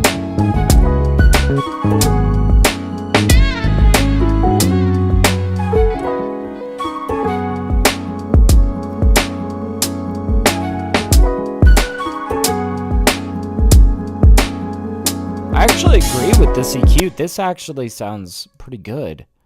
Wait.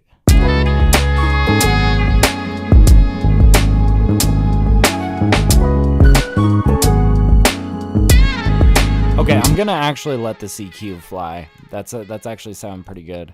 Let's play around with.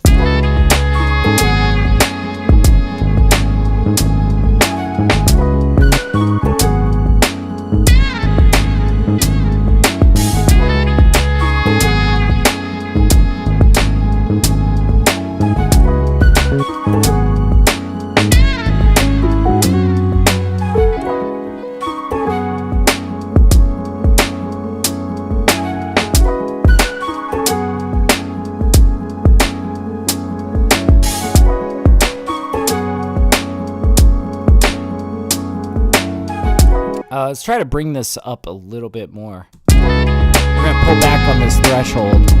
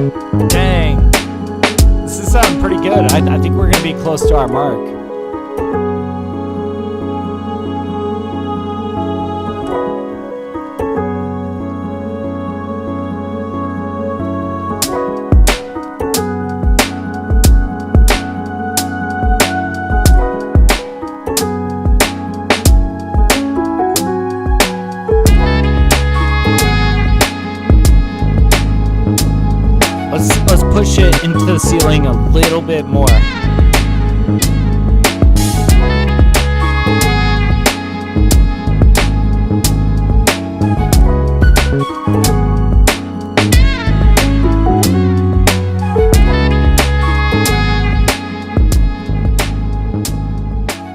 Okay, let's bring it back to the beginning. Let's get another reading. I basically pushed it like a decibel more into the ceiling here. We will put a limiter on here. I think I'm going to try mono / stereo rather than left / right. Okay, yeah, that sounded good.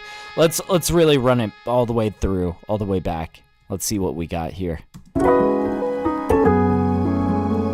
We might need to make adjustments as we go, but we'll see.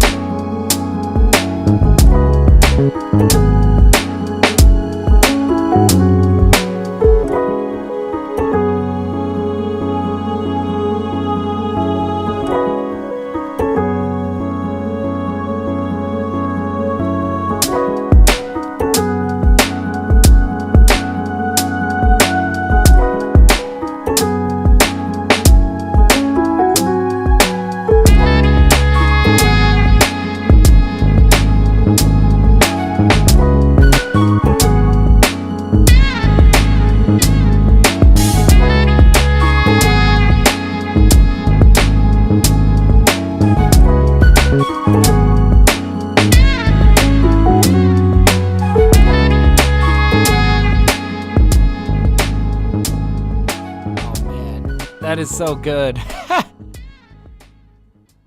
Man, minus 9.7? Dude, that is perfect. That is perfect. Let's save it. Oh, man. Damn. Okay. I'm liking that. And we got one more that we're trying to hit today. So I think we'll dive into that. Yeah, I'm going to go get myself a little bit more coffee, and then let's go hit that last one. I think we got something really good going on here. So I'll let this play out for you guys as I go do that. So give you something to look at too. Here we go. All right, I'll be 2 seconds. I'm just going to go grab some coffee. I'll be right back.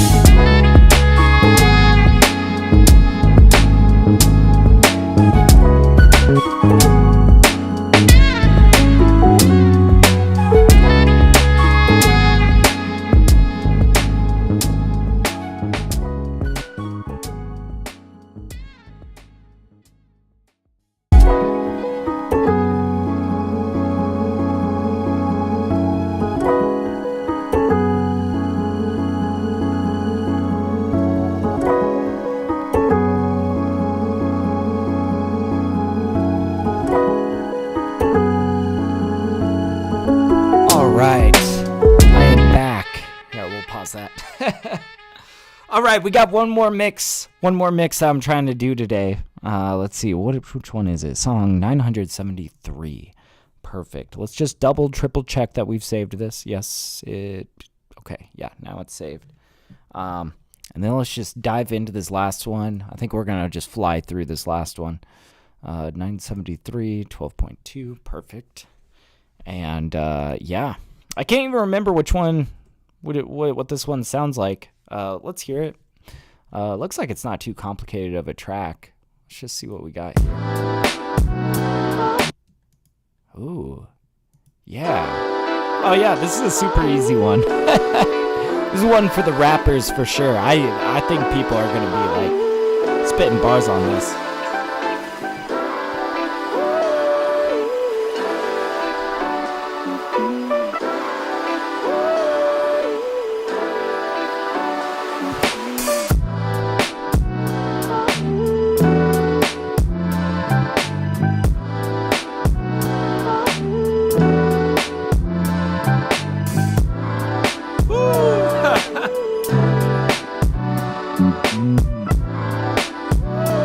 This is such a like Ninth Wonder kind of beat.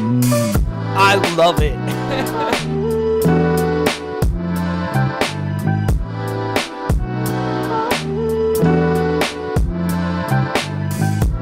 What we got here? We got sample chops.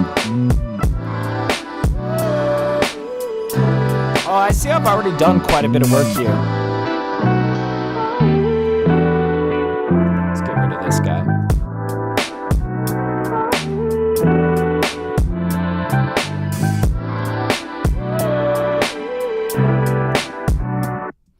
Am I digging the decapitator on this, though?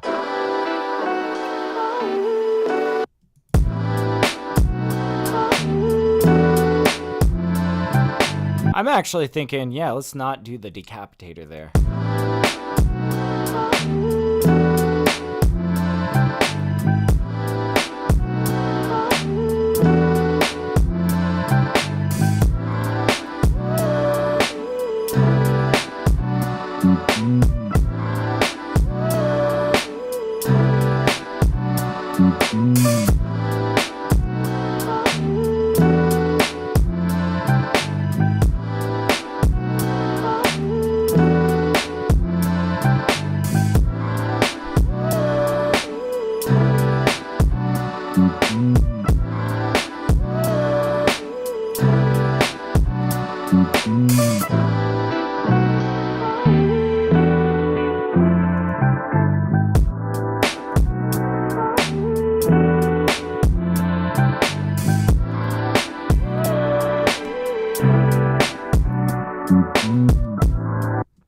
Let's set that down on the ground.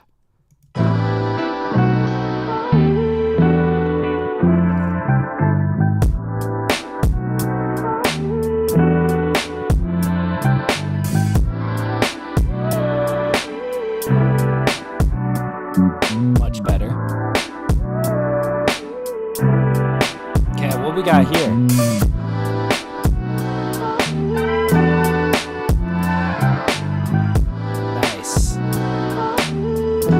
I'll probably need to really get sunk into the background.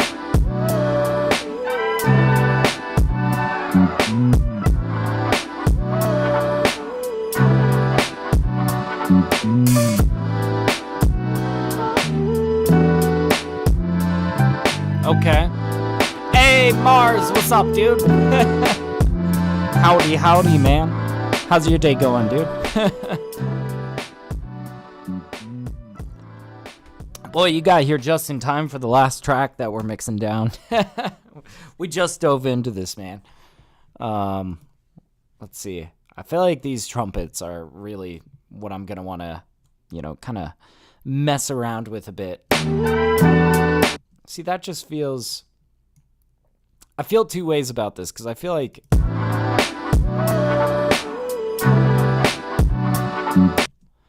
that stuff sounds about leveled. This stuff, I think, needs to come down a bit. Maybe a lot a bit. Let's... Okay, that feels a little bit better. But yeah, Mars says it's great. I'm glad I have an espresso machine. Oh, nice. Oh man, you're just lapping me on the your coffee game, dude. Nice. I'm just drinking straight black coffee over here. I wish I had an espresso machine one day when I am a rich man.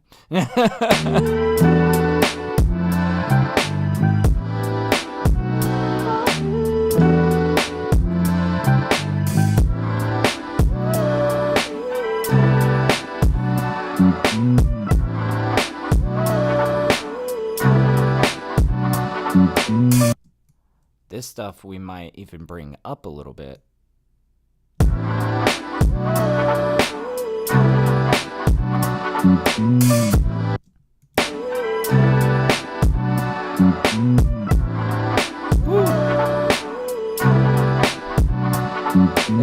Yeah, Mars says, yeah, it's an investment, but it's nice. No, I feel you on that.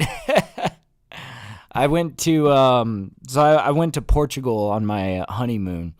And over in Portugal, they don't drink like coffee, not really. They drink espresso like all the time. So I found myself drinking a lot of espresso over in Portugal, and I kind of got used to it. But you know, the good thing is, like, the place that I live in, the apartment complex that I live in, they have an espresso machine in like the clubhouse area. So I'm always getting like espressos and lattes and stuff from down there. That's really why I haven't, bothered to get an espresso machine. On top of espresso and all that, they also give me 2 free beers a day. They've got beer on tap at my apartment complex, which is just wild. So, after this mix session, that's what I'm off to go do. Have a beer by the pool. I'm also playing through a playthrough of Pokemon Emerald on my phone. So, I got Pokemon emulation on my phone. So that's literally what I'm planning to do after this stream is I'm going to go down to the pool. I'm going to get a nice beer. I'm going to sit there and, continue progress on my Pokemon Emerald playthrough. But yeah, are you living at an old folks home? Well, I feel personally attacked. No, I'm kidding. No, dude, it's just a nice little, it's just like a nice little apartment complex with a lot of amenities, But yeah, Mammy's like, wow, that's crazy. Nice. Yeah, I love living here. I've lived here for quite a few years now. I like living in an apartment with like amenities, and anytime that there's anything wrong, I can just call maintenance. Like, to me, I feel like this is living life on easy mode. I love it. But it's so nice because like after stream, especially on the feedback streams. I don't know how many of you guys, I know Mammy comes and hangs out, on Twitch in the feedback streams.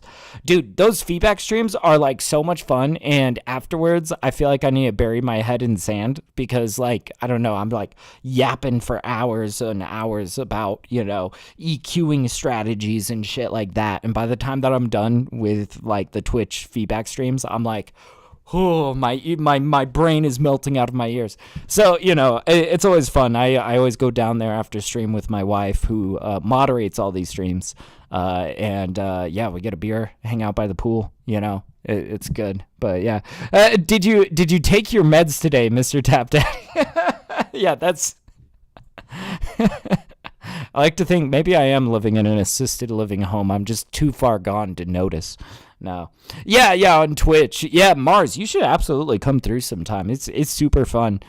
Basically, my Twitch stream, for anybody that is unfamiliar with it, basically, and I've been streaming on Twitch for actually a lot longer than I have on YouTube. I've started streaming on Twitch, I think about 4 years ago.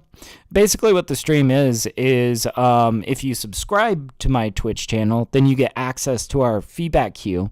And every Wednesday and Friday, all of my subscribers, and I've got a good handful of them, about 70 people or so, all my subscribers will come through and share music in our Discord, and I listen to it live on stream, and I like do really in-depth like rants about, like mixing advice and just stuff like that. So I don't know if that sounds interesting to any of you guys. If you haven't checked out the Twitch channel, I've got it linked below. I'm going to be live tomorrow reviewing music from all of my Twitch subscribers. So yeah, pop in, swing by, if that sounds interesting to you. I'd love to hear your guys' music, so. But yeah, it's super fun, really demanding, but like, oh man, it's so much fun. I love doing feedback, Yeah, Mammy says, yeah, I can imagine both y'all need a break. Oh, absolutely. Yeah. After stream, we go down to the pool and we just talk about all the music that we heard basically. But yeah, Mars says, sure, I'll sub. Hey, thank you so much, man. Hell yeah. And even if you're not subbed, you're always welcome to just come hang out, It's a lot of fun hearing everybody's music. We got quite a diverse community on Twitch. And also we do host competitions once a month. At first Sunday of every month, I host a rap cipher and a beat battle, and I give away a beat and I give away a skip to whoever wins my beat battle. But yeah, super fun stuff. Definitely worth checking out. But anyways, let's get back to this beat. I'm getting off topic, but all right, let's mix this Ninth Wonder beat. This is simple. This is a pretty simple beat. I'm not looking to do a ton of stuff to this mix, but right off the bat, though, I think that this ambience can really come down.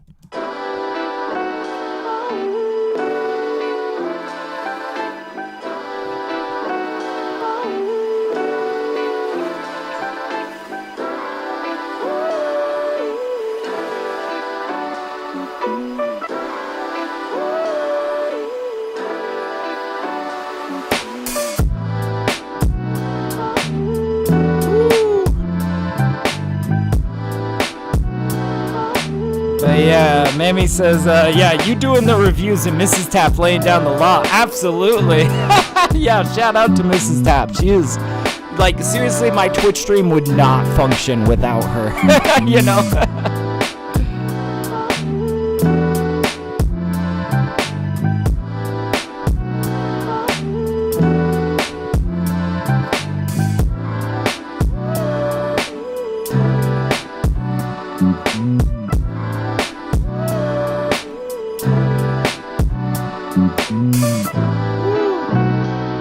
Oh man, sounds good. Thank you, Mars. Dude, we are I feel my impression of this mix is it's very rough around the edges, right? This feels very raw. I'm not sure I'm looking to change that though. I kind of like that this is kind of a gritty, so we've already got, just to kind of explain to you guys what we got going on here. We've got these sample chops, and I believe it's transposed up a bit. So, we get that classic, kind of chipmunk soul sort of sound, And on top of that, I basically took the same sample chops, and I did it two ways, basically. I cut the lows. This is our lows down here. You can see I've got a cut right down here. And then we've got a corresponding cut on this top guy right here. That is my mid-range. And I'm kind of, this is a common technique when it comes to mixing sample-based music, is to just if you've got a congealed sample that you're working with, you just got to maybe separate your lows from the mids and highs. Sometimes I'll even separate it into three ranges, the highs, the mids, the lows. And then you kind of have the freedom to kind of mix those in different ways and gain stage them in different ways. So for example, these lows have a lot more compression on them. And also, we've got the side chain set up a little bit differently down here. And we have this a little bit louder than our mid-range.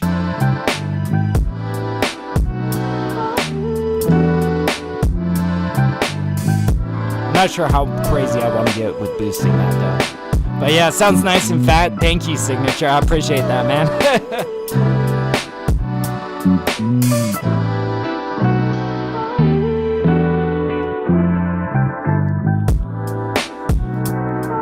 Yo, I honestly mixed this pretty well while I was making it. I'm not sure I'm planning to change a whole lot here.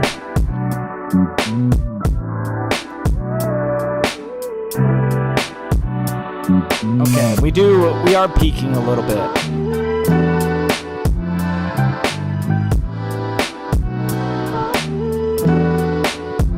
Might do a little bit of work on these horns.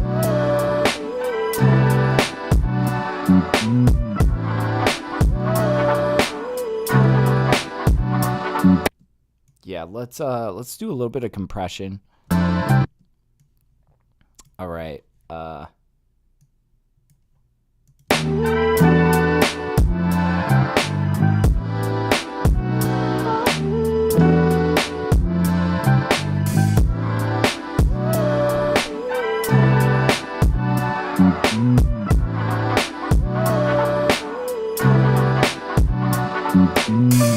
Yeah, now with that compression, it's sounding a little bit more full. We could probably bring these up a little bit.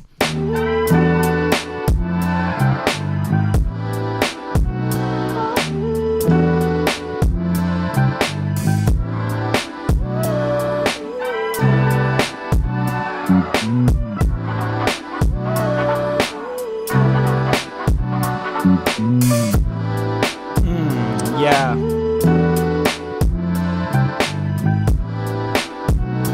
Yeah, you see, and I feel like the real bulk of the work for this mix was done when I produced this. You know, we definitely compressed the sample materials and stuff. We pretty much set up everything with these fat side chains that are just like really making these drums sound super explosive, you know. Yeah, I think we might just be mastering this and kind of you know, just bringing this up to par. But let's bring down the volume of everything just a little bit. I think we were peaking in some areas of this. I don't need to bring it down by much, but let's say like -2 decibels. That should work fine. Okay, let's see where we're at here.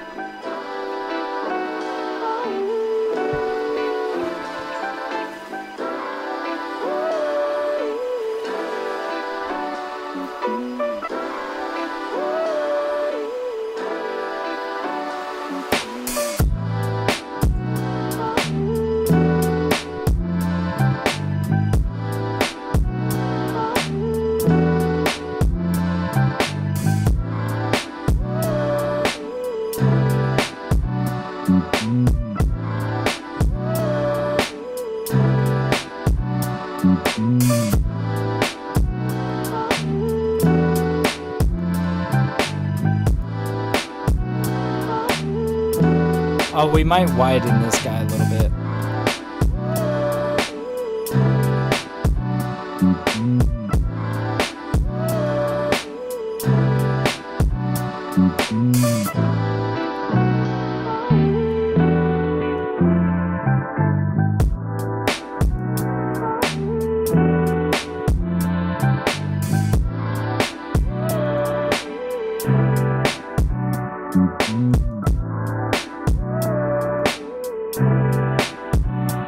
Okay, let's look at the width of this bass.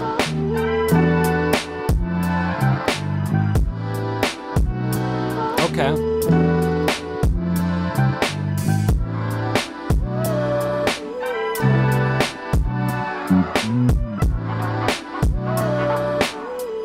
Now, I actually like how fat that's sitting. Yeah, this is the width of the top sample, the mid-range.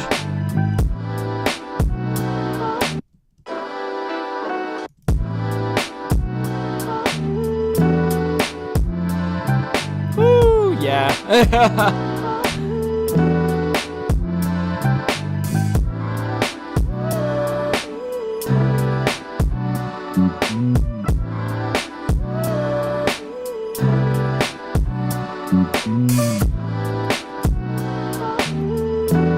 Yeah.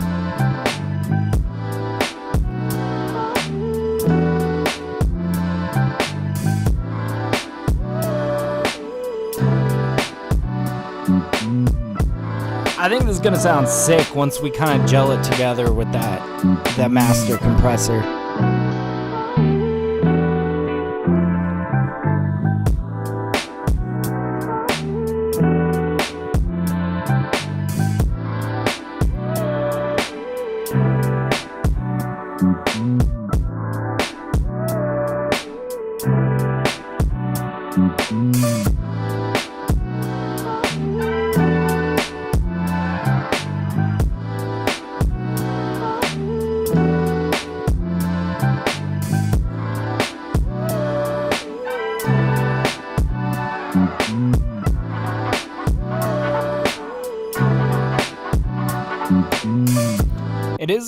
little bit, now that I've widened this, these trumpets are kind of having a little bit of trouble coming through. Now, I don't think I want to like change the spacing of these, you know. They are kind of wide, you know. I think really I just need to boost them up a little bit more.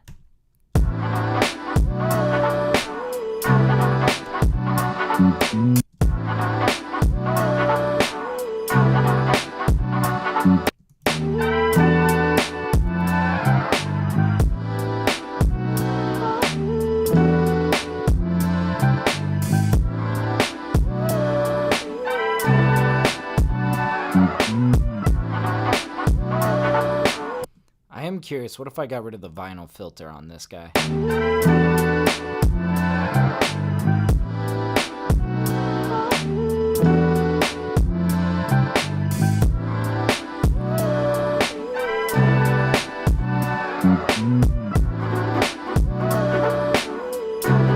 Nah, that just feels like too much of a fidelity difference. I think this is the way to do it. Okay.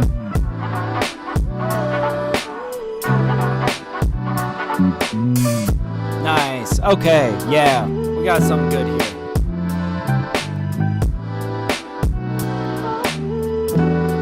Okay, let's put our curvy fade out on the end down here. Yeah, we like nice curvy fade outs. Let's call this guy -3, this guy -6, and we'll call the rest of that good.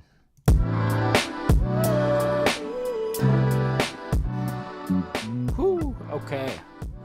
Yeah, this is like absolutely like a ninth wonder type of beat, you know. Type beat. Let's go.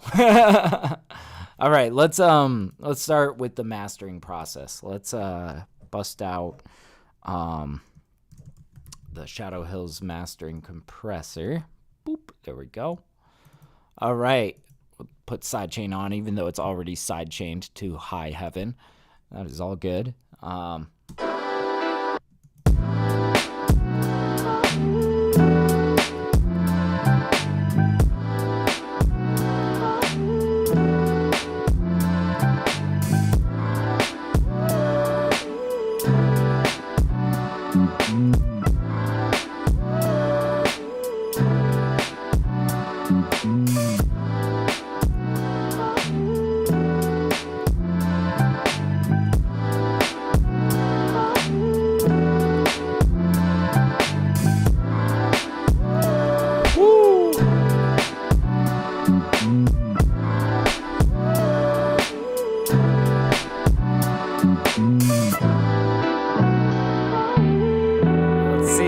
Let's see it.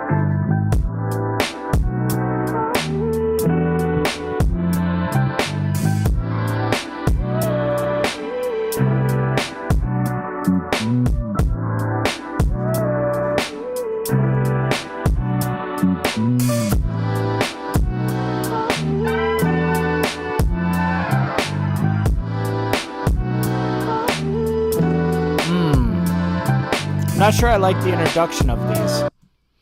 I'm thinking these guys might need to come down just a little bit more, actually.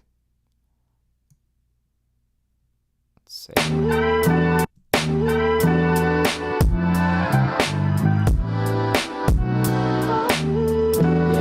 Yeah. Ooh, yeah, I know.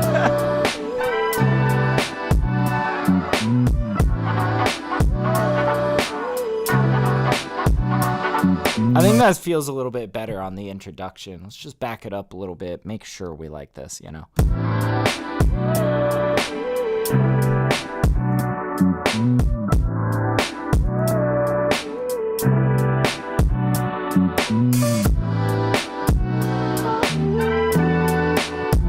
Much better. Okay.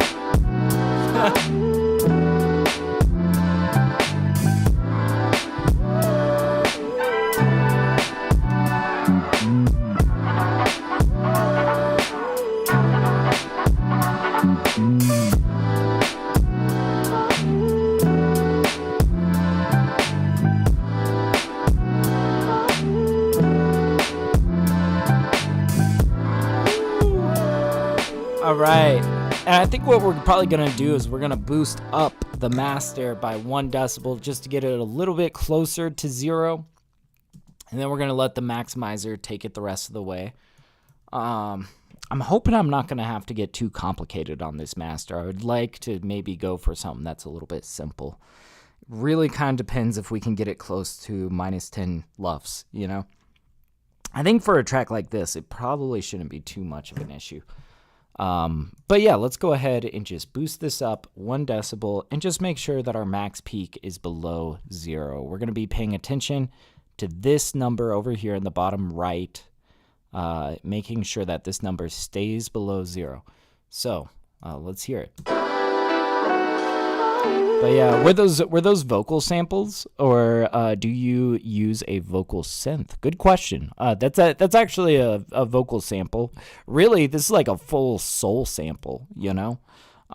Just to kind of show you, I've got it chopped into slices, and I separated it out into 2 different lanes. I separated the low end from the mid range, and this is what we're hearing. Ooh, I just noticed something. I'm so glad I caught this. You heard a little bit of that clicking?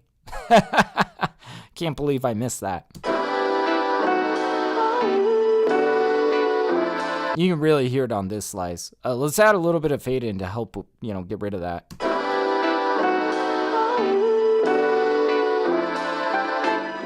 That seemed to be enough to solve it. Let's go to our bass line now. Make sure that we get rid of clicks like that.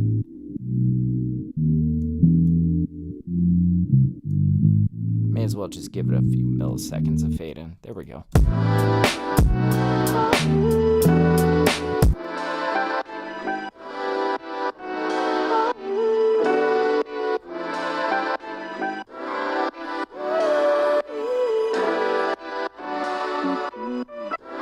Ooh, yeah. All right, let's go check our max peak value. See if we're below 0.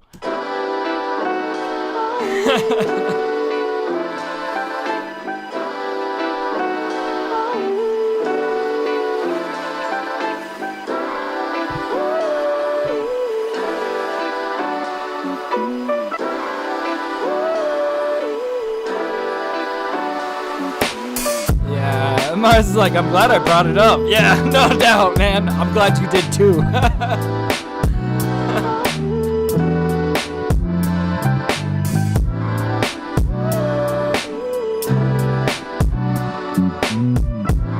Yep, it looks like our max peak currently is about minus 0.45. That's good. We want it to stay around there.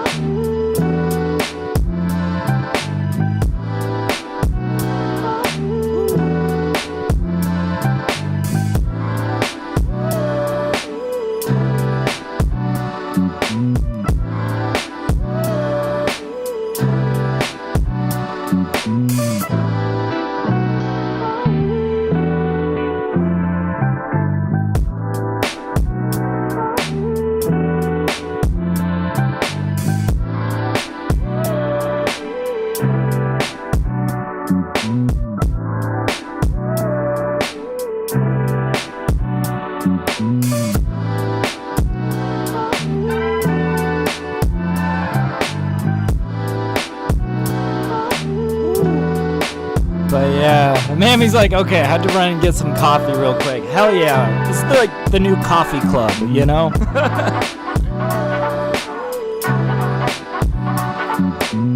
Yeah, cheers.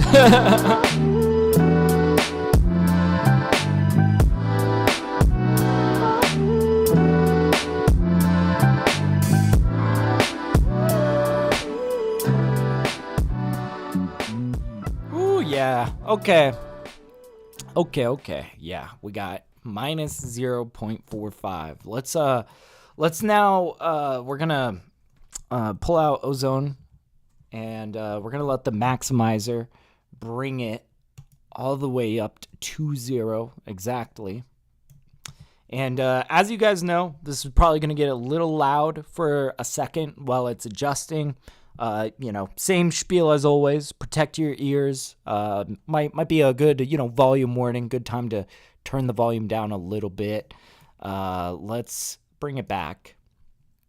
We'll probably want to run this at a very loud part.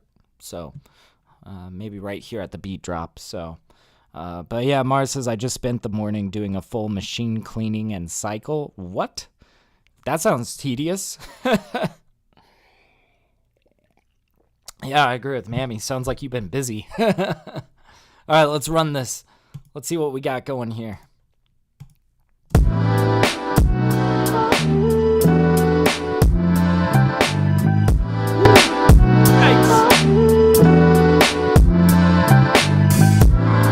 Oh, yeah, your coffee machine? Gotcha, yeah. God, I need to clean mine, man.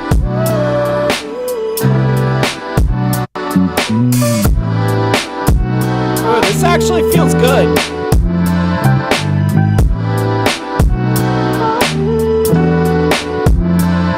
Wow, and it didn't totally butcher the EQ. What a crazy... How crazy is that? Yeah, I actually agree with this EQ. It's kind of pushing down a little bit on the lows, brightening it up a little bit with the highs. It's not doing anything like too radical here. In fact, it's barely raising anything or diminishing anything by like a decibel, but it just slightly brightens the master. So I think we're going to keep this.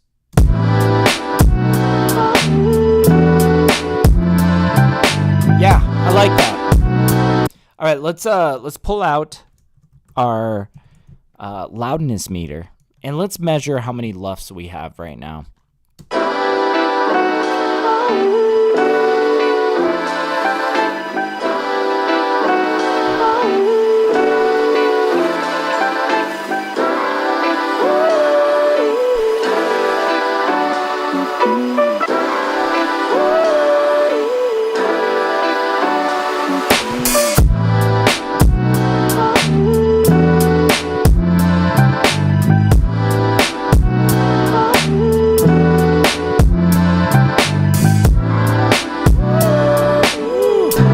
Like we might have some room to pull back on this guy a little bit.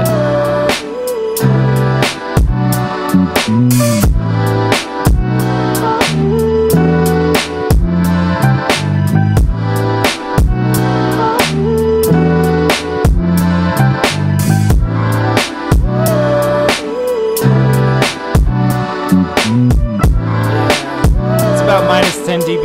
It's LUFs. So it's a unit of measurement of loudness over time.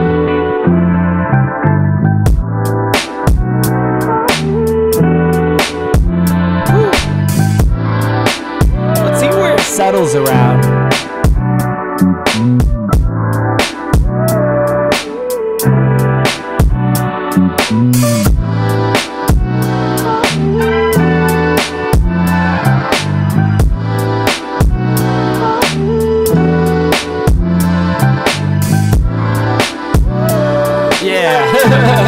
You got it, man.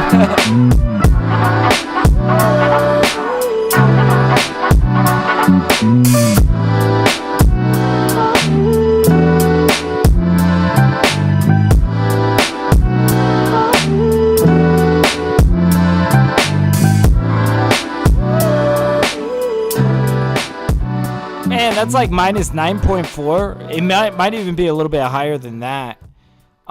Dude, that is so good. Okay, let's do a little save as. I don't think I ever did my save as. Let's call this mix v1.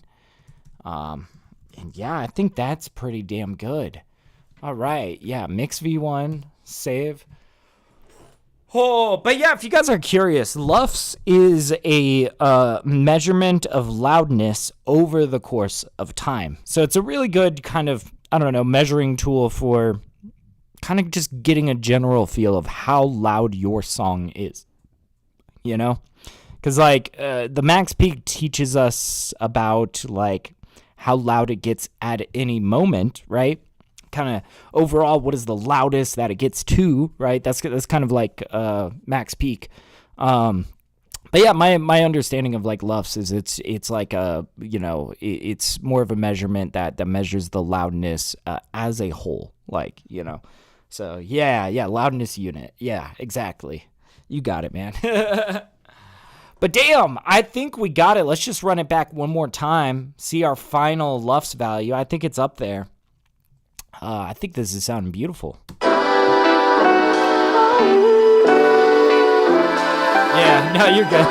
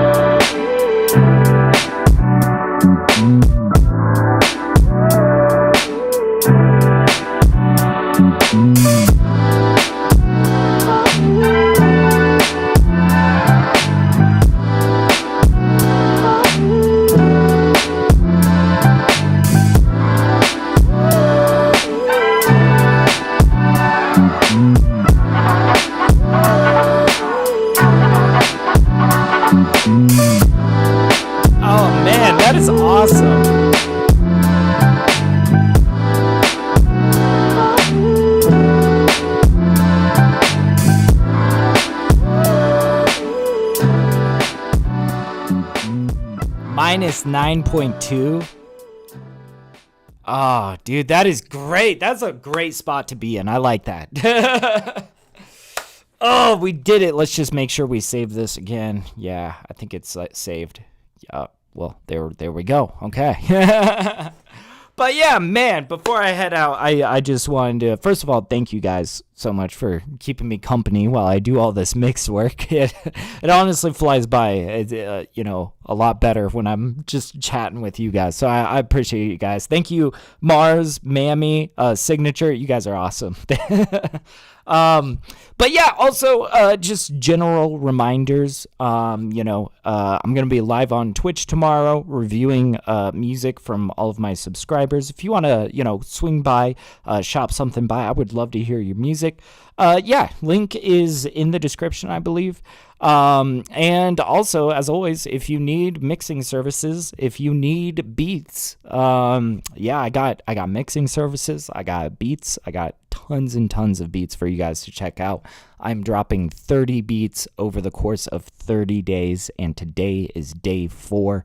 You can check out the channel if you're trying to hear the beats, BeatStars in description. My email is in the description. If you need anything, feel free to reach out. I would love to hear from you guys. So, anyways, I think that's pretty much all I got for you guys today. So I am off to go out, enjoy a beer by the pool while playing Pokemon Emerald. That is my plan for the rest of the day. So anyways, I'll see you guys around. Thanks for chilling. And happy producing, happy mixing, all that good jazz. I'll catch you guys next time. Yeah.